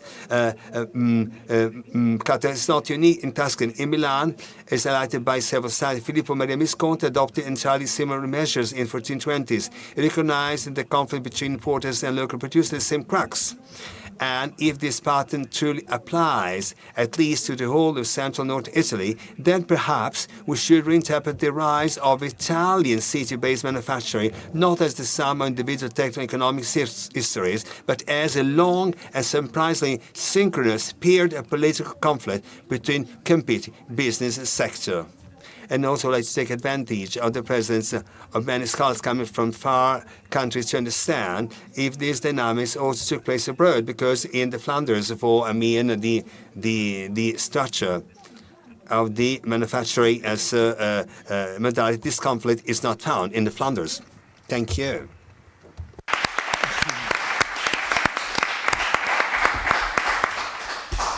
Grazie Marco. Thank you, Marco. So we now have a short break, a 20 minutes break. As you well know by now, for all of you who wish to pose questions, please, you have the forms, you can fill them. They are here available for all of you. See you later. Thank you. Bravissimo. Bravissimo. Bellissima relazione.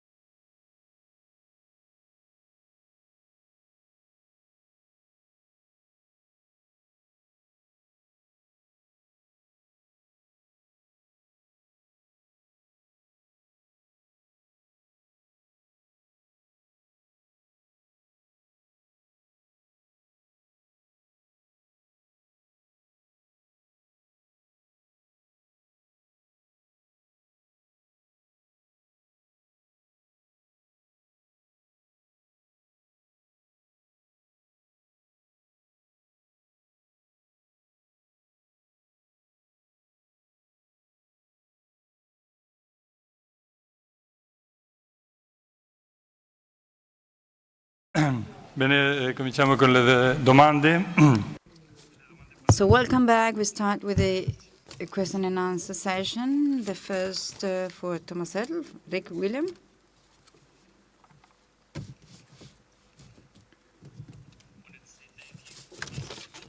Engaging presentations. It's great to have 5 this morning, one more than the usual 4. And I had a question for Mathieu about the application of Gary Becker's human capital theory in the context of Florentine, silk and wool trade.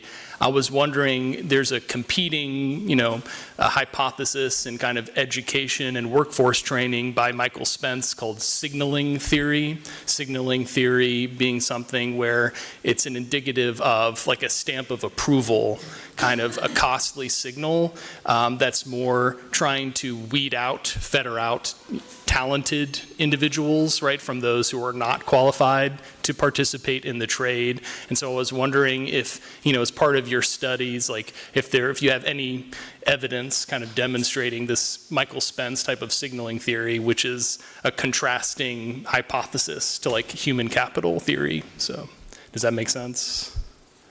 Or have you heard of signaling theory before or no? Due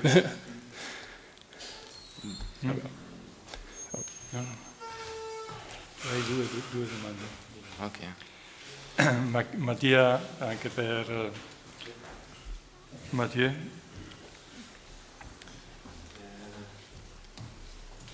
Sì, buongiorno, faccio la domanda in italiano. Va bene? So I'll pose my question in Italian. Yes, it was very interesting. I have understood the process, this learning, collective learning process you described.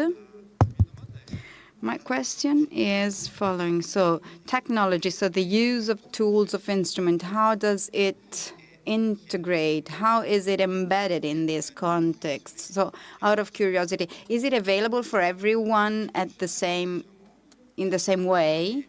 Poor people, also to different kind of, groups of people, or there are differences in this having or not, or more or less the availability of this collective learning process? Thank you.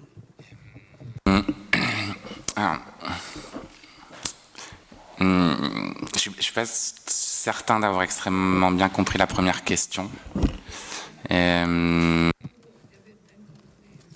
I'm not quite sure I have understood the first question.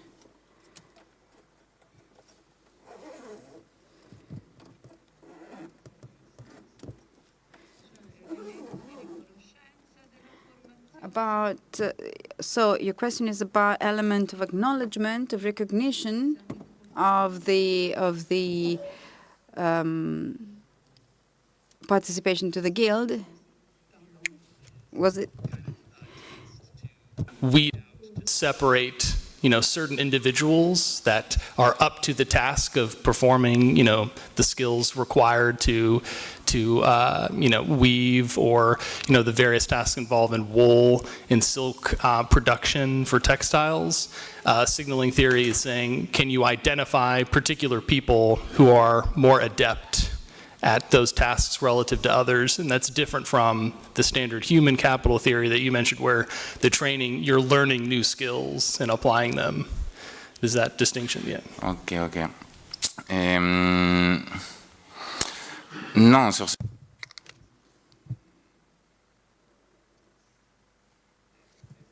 Le marché était suffisant pour...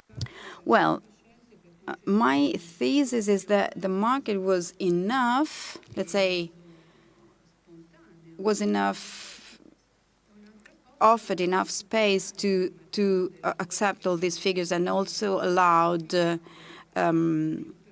have a broad workforce, having then within more talented workers, but not only.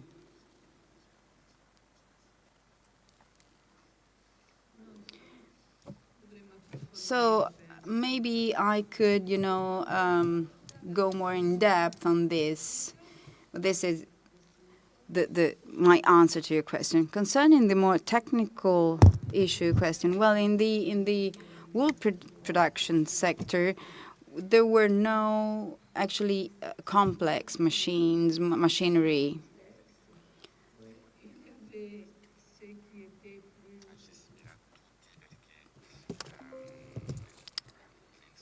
So the machinery was not complex, so it was in this sense available to everybody. They were managed by the corporation.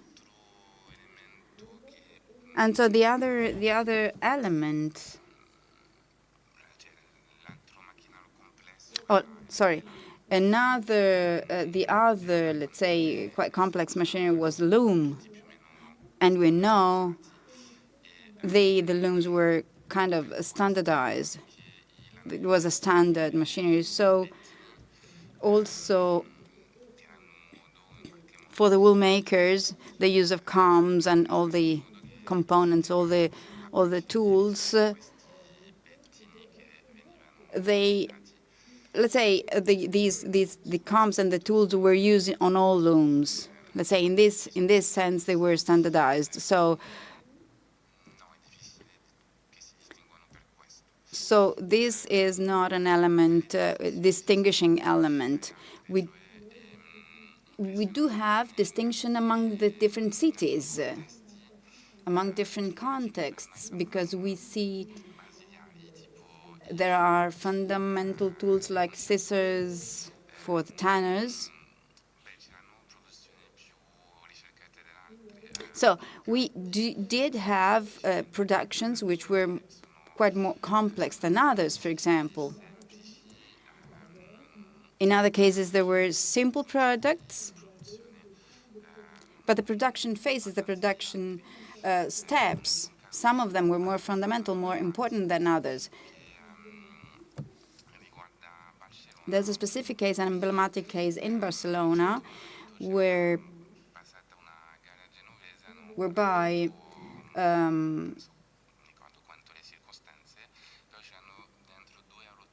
somebody were kidnapped. La lettera del comune.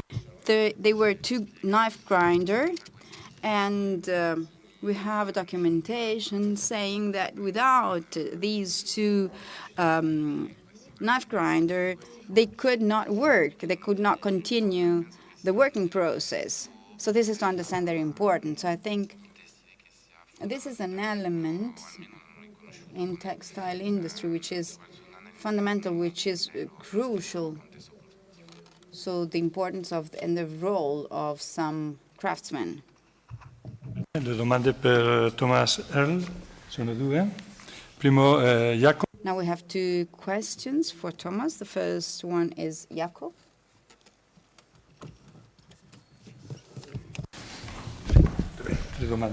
Okay, thanks, Thomas, for a very interesting. Thank you, Thomas, for your very. Of this, so this was enlightening. I do have a few questions, and I mean the way you construct your presentation is that something changed at the outbreak of the Black Death. So the mid-14th century apparently triggered something. And you briefly mentioned racism and racial thinking emerging. It reminded me a bit of James Bailey's book, The World Plague Made, where he also makes this point that because of plague, because of the Black Death and conspiracy theories, you see the emergence of some sort of early racism in European societies. So I was just wondering whether what you observe may be part of that development. Also considering that that there was, of course, between the Germans and the Slavs a very difficult prehistory with the crusade against the Wends in the 12th century, right? So I was just wondering to what extent you could talk a little bit about any signs of pre-existing conflicts, either in the context of the outbreak of plague and also in the context of this previous crusade. So that's the first question. The second, again related to the Black Death, could you tell us something about the labor market in the northeast of the German Empire? Because one of the things you see in several European societies at the time is some sort of a freeing of labor. And my feeling, listening to you, was a bit like, okay, is it possible that what we see here is these Slavs who previously were serfs, then, because of the Black Death, have the opportunity to perhaps move to towns and then begin to flood or threaten craftsmen organized in guilds? So if you could say something about the labor market position of the Slavs, that would be helpful. Final question, and it's a bit related. Are we looking at attempts to push Slavs out, or are we looking at attempts to prevent them from coming in at all? So, was there any point in time where both Germans and Slavs could become guild members? Or was this always a Germanic thing, and what you see is an attempt to make sure that it stays like that? 3 questions, that should be enough, right?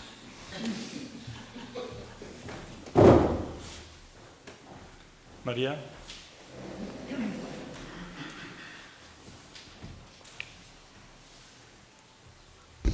So today it was Jako's turn to steal my question. But I have more than one. The first one is related, in a sense, to what Jako was asking about the labor market, and it comes out of a position of complete ignorance, because it's striking, this connection with the Black Death, and what I'm wondering is what is the demographic effect of the Black Death in that region, which is something I know absolutely nothing about. My second question is, I would ask you to elaborate a bit more. Very fascinated by this reference you made of this kind of reference letters that are given to sort of say, you know, I'm a proper German.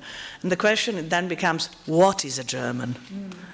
Is there a formulaic element? Is it a linguistic thing? Is it related to religion?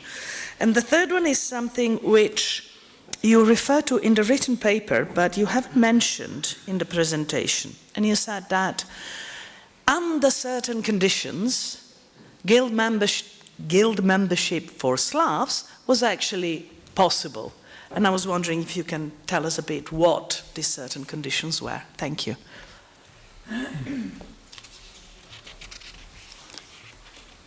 Julie? Une autre question un peu complémentaire. J'aurais voulu en savoir un peu plus sur l'histoire de ces corps. Dunque, io avrei voluto sapere di più, qualcosa di più sulla storia. I'm sorry. I would like to know something more about these corporations, because you mentioned specific cases, but, well, I'm wondering, can you consider it a very quite general movement from this point of view, or is there a relationship also with internal history of the guilds, so that we come then to the situation you described about Slavs people and Slavonic population. So is there a connection with the internal history of the guild itself? No. Mine, I can speak also without mic. No? Anyway, I think the questions were longer than the answers, because about most of these topics we do not more than what I already told you in this morning. First, racial thinking and the relationship between Germans and slaves. Very complicated and very fraught, full of tensions, military activities, and periods of peaceful cooperation. So everything is there. In the region I was talking about, the military activities stopped, came to an end in the 12th century. So we are speaking about a region in which peaceful ways of living together or living apart were already well established over generations. This was different in the Prussian lands, with still military activities going on in the 13th century. Again, it was different in Baltic regions, which we were talking about 2 days ago. What I found so interesting in this region is that there was this discourse of xenophobic differentiation between the groups, coming mainly from the German side, but under the surface was a constant mingling of the diverse groups, which almost came to lose their identities as slaves.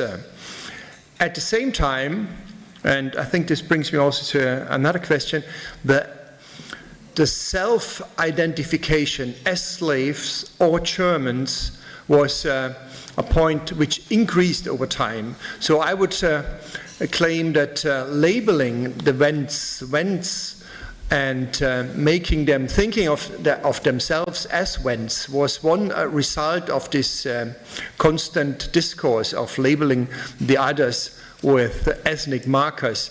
And this was true for the slaves. This maybe also have been true for the Germans, feeling themselves as Germans and labeled in with this umbrella term, while coming from very different regions where the topic German maybe was not in use at all. So a rather complicated relationship over time. We know nothing about the labor market in the second half of the 14th century, because we do not know, we have no numbers of death toll of the different plague waves starting in the middle of the 14th century and coming again and again for several decades. But we do normally, scholars guess that death roll in these very low urbanized regions was not as high as it has been in Rhine regions or other more urbanized regions in Europe. So mortality rate was probably not as high as in other regions in Europe. So my thesis is grounded on a lot of speculation that more people wanted to join the guilds because there was demand in the towns for artisans, but we cannot prove that. We have no numbers of that. What we do know is that there were Slavic members of guilds, and there were also some intermarriage between Germans and Slav, and so German guild members in some cases married into local Slavic families. And in some statutes, the question was dealt with: what happens to the children from these couples? And in some cases, people were claiming, or in the statutes it was claimed that Slavs already being members of the guilds may remain members, but we don't want new Slavs becoming members. So again, interestingly, a way of coping with in a very pragmatic way with these challenges, or with these with the competition. So demographic effect, Maria, you were asking about. I already told you that we do not really have numbers about this. And the birth certificates, again, as I mentioned before, the label German comes up in these letters, and it's a labeling which had some effect, I would guess, not only for the Slavs called Wends, but for the Germans themselves. In Cologne, normally people in the 14th, 15th century would not call themselves German, but only in this context. If they need to be Germans and not to be Wends, so the term comes up, and maybe one push of a general way of shaping a sort of a German identity north of the Alp, which was articulated always coming from by processes of differentiation and separation from outside. So the first time the term Teutonici came up was in the 11th and 12th century, used by the Pope and Italians, with Emperor Henry VI at the end of the 12th century people were speaking about the Furor Teutonicus and things like that. So this labeling had an input on impact on building a German identity by differentiating it from outside and outsiders. Slave guild memberships I already spoke about a little bit. We do not know about these internal discourses of the guilds. We do know that in the main guilds, the processes of pushing out or not letting in Slav memberships was stronger than in smaller guilds. So normally there are mainly 4 guilds, mainly connected with textile and the food industry, which were sort of the core guilds in these towns and cities. And within these guilds, the processes of the discourses about not letting in outsiders and Slavs, and also the whole bunch of requirements of letting people in was stronger than it has been in other smaller guilds. So there is a variation of internal discourses between bigger guilds and smaller guilds. So this is true, but still, so it's not easy to find a really system in the whole structure of these discourses. Many thanks.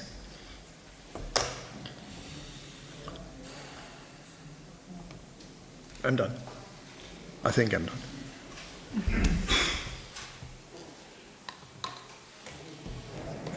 Alejandro Vigna, una domanda per... Alejandro Vigna, question for Luca Clerici. Buongiorno e grazie a tutti. Allora, la mia domanda è riferita alla possibilità di trovare su questi contenuti. So my question is to find some references to the purchase and sale of skins of leathers in the 15th century and 16th century. We have a very important leather industry in Vicenza in the 16th century.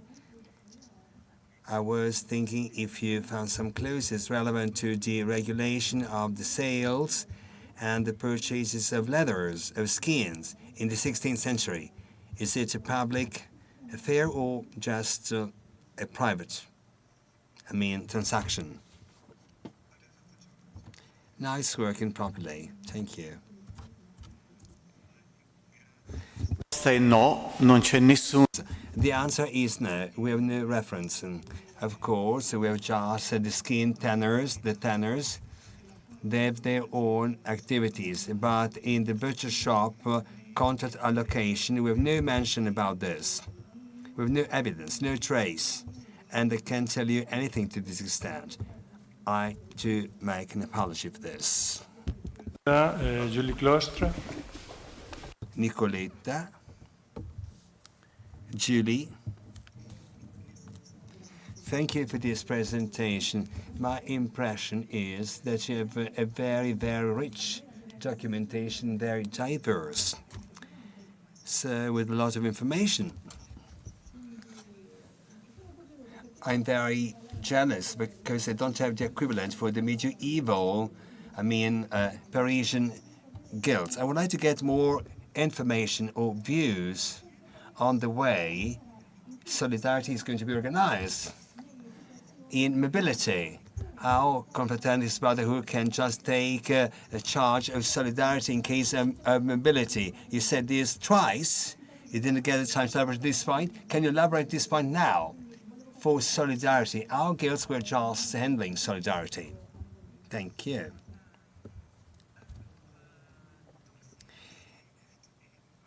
So, it's the very core of my assumption. So, confraternities, the two confraternities have been studying so far. We can speak of those confraternities being defined as national ones. So it's just organizing mobility. So they support mobility, they back this up in a concrete way. So pay, just traveling costs, expensive. That's to speak plain to all of you. They pay traveling expensive. Workers just begging to be helped. They lost their job after an accident, labor accident. So the confront pays for the traveling expensive, which is quite good to support mobility of those jobless workers who lost their job, their occupation. So in a more detailed and generic way, anytime we help workers who lost their job, I do believe is very close to the timing of the yards. A strong mobility, so workers are very just moving all around in the yards. When we have the same labor demand, you see workers really move a great deal all around. In the construction side, but it's not a specific case. That's the generic situation we're taking stock of. So in reality, they support workers when they do not work, out of work, which enables workers to find another job, also moving to another city or town. And so, in this way, very concrete way, they support mobility. Confraternities do, also allowing workers and migrants to access resources, being very well, localized. The care and so is being reserved. So, if we say Turin, I see that we got some categories which should not be considered such. We have the building in Turin, we have the building in Milan. That's the sort of strategic use of this notion, Turin and Milan, So a small parenthesis are open, but so migrants don't access care assistance because they should be registered within social, circles, quite stable, so confraternities do this job, enabling these people to access these resources, also for treatment, for medical care. This is also good for farming credit. That's very well localized. You have to know where you can just obtain this credit, and migrants have no time to do so. Confraternities give some credit to these mobile people, just to speak this way, just allowing them to access dwellings. It's not my own interest, housing. It's not my own interest of research. We see the migratory chains moving all around also for housing, and confraternities don't help them so much. And that's it. but they support mobility. So they really support the mobility confraternities did. But that's an assumption. Then I'm going to finish this off. My assumption is that there is also a sort of connection between several, Lombard confraternities. I hope just to trace back to the origin of all this. There's a strong link between Florence and Rome, because Rome is also financing the construction of the town hall in Rome.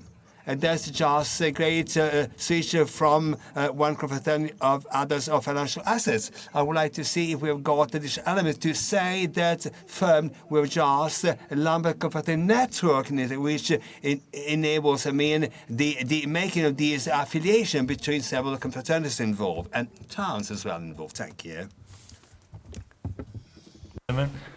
Pour Marco Giacchetto.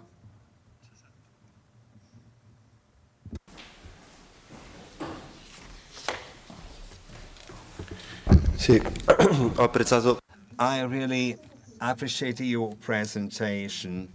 So, but I've got a sort of doubt, clarification. You said production and distribution. You're comparing Siena to Florence, correct? But when you're going to compare Pisa with Florence, you also speak of demand, because you say Pisa is located in a sort of international network. When you say this, if we go back to the connection of Florence and Siena, shall we consider that demand is untouched during the study you made after the Black Plague, or the two towns take a different way as to the internal demand? That's a clue, just a possible reflection, just to better, elaborate the situation on. Thank you. Thank you a bunch. So, well, Firenze, Siena, Florence, Siena are not the same towns. They're two distinctive towns, different scale, different townscape, different traits. Siena, of course, is a good pool demand for silk fabrics, luxury fabrics. So Sienese cutters make also some business with Florentine merchants, always. So that's the problem. While Siena lives on its own demand, not connected with the large circuits. So this conflict is apparent everywhere. This can be traced year after year. We can trace this up because the pool is small, and big fish eat big fish as well, not just eat fish.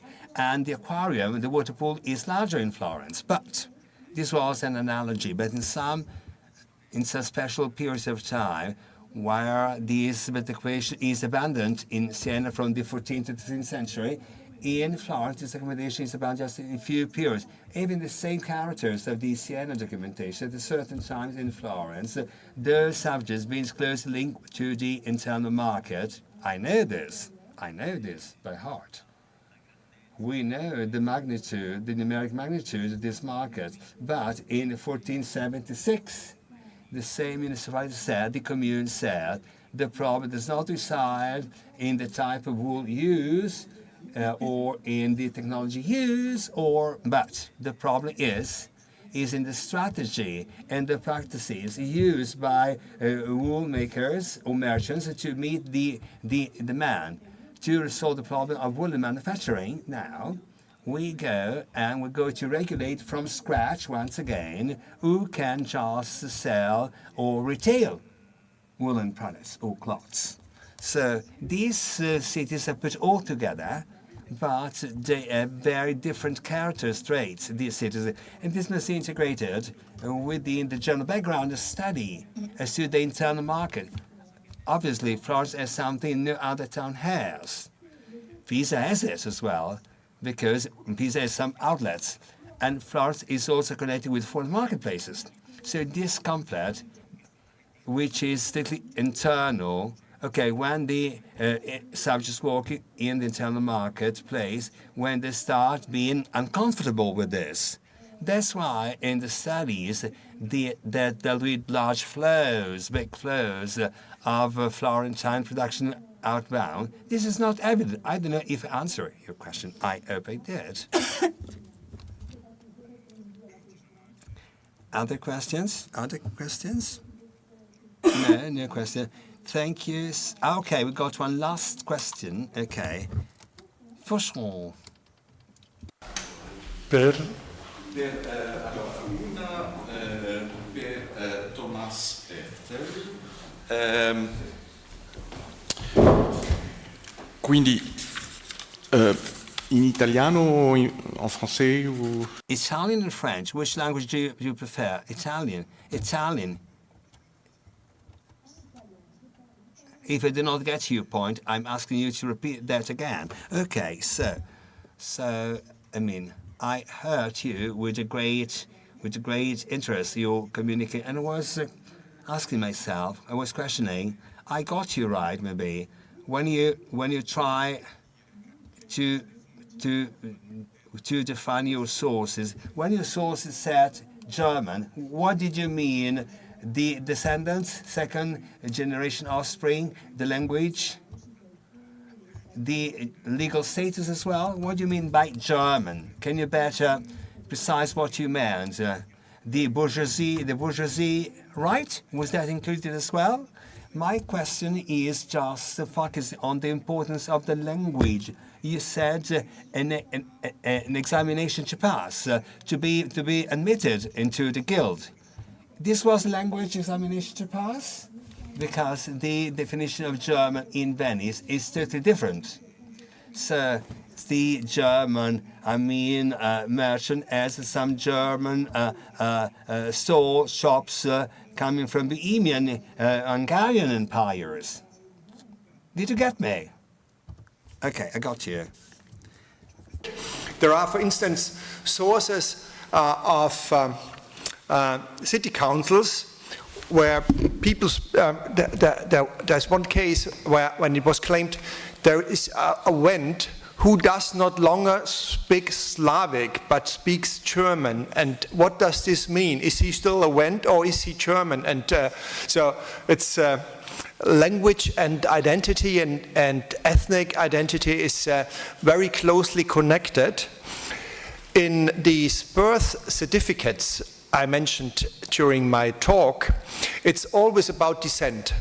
It's not about language. People are not claiming they speak German, but it's always about they have German parents. So it's a biological argument, because many of these Wend Slavics, they speak German too, but still they are not labeled German. So language does not make sense as a marker here, but it's descent. It's always descent, coming from even 4 German grandparents, as I mentioned, being the strongest argument in this sense. Yeah, very interesting. Grazie. Sì? Per cui? Grazie delle vostre presentazioni. Thank you for your presentation. My question is about the statutes. If I got you right, you said the confraternity, the company or the guild, as a statute. I was asking myself, which norms, which rules are specified in the statutes before the foundation of the university? And which differences, can you list the differences you noticed between the confraternity statutes and the university statutes? Thank you. We have a great difference between these 2 statutes, confraternity and university statutes. Guilds have no statutes, university do. So confraternity has no statutes. And when the legitimacy is attacked, carpenters' legitimacy is attacked to exert their craft without attending, the university. So they ask for the approval of their statutes. It's written down at that time. And that's statutes where we regulate the access to the craft, the name, the number of apprentices you can also take in. And what's more interesting to carpenters, we define skills carpenters should, or better must have, vis-à-vis other crafts. One part of the statutes showed the decision taken at the end of the trial against the menuisieri. So the difference is that one can use nails, but not the others. They cannot use nails. One can use the nail, the others, the menuisieri, so the luxury carpenters, and they can't use nails. Plain carpenters can use nails, but not luxury, carpenters. So ebony carpenters can't use nails at all. So this is a way to lose autonomy, because autonomy is fundamental for confraternities. The interest of the confraternity is trying to get some autonomy, some freedom, a more autonomous status, some autonomy as to the local institution, less supervision, less control, and less taxes to pay, of course.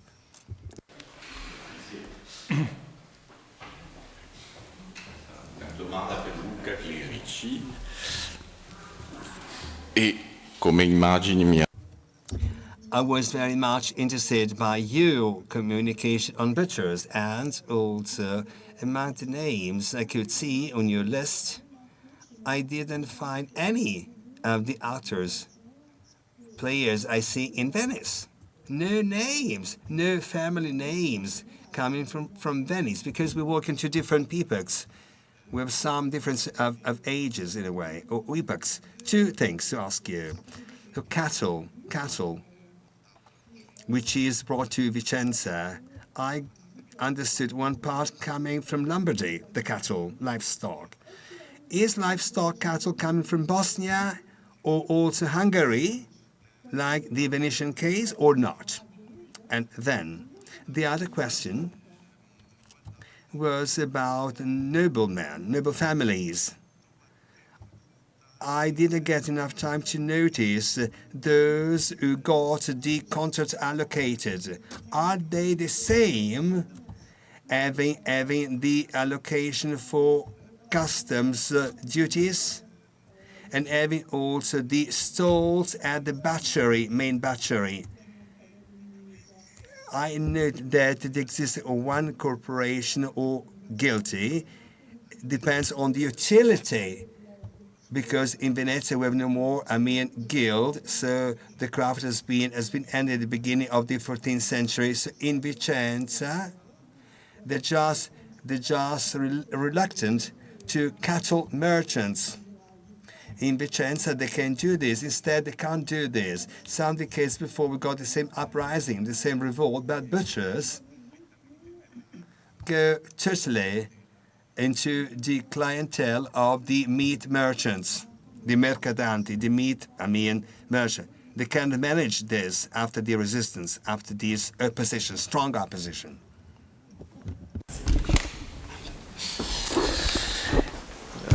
Grazie Fabien. Thank you, Fabien. So the first question was about the origin of the cattle.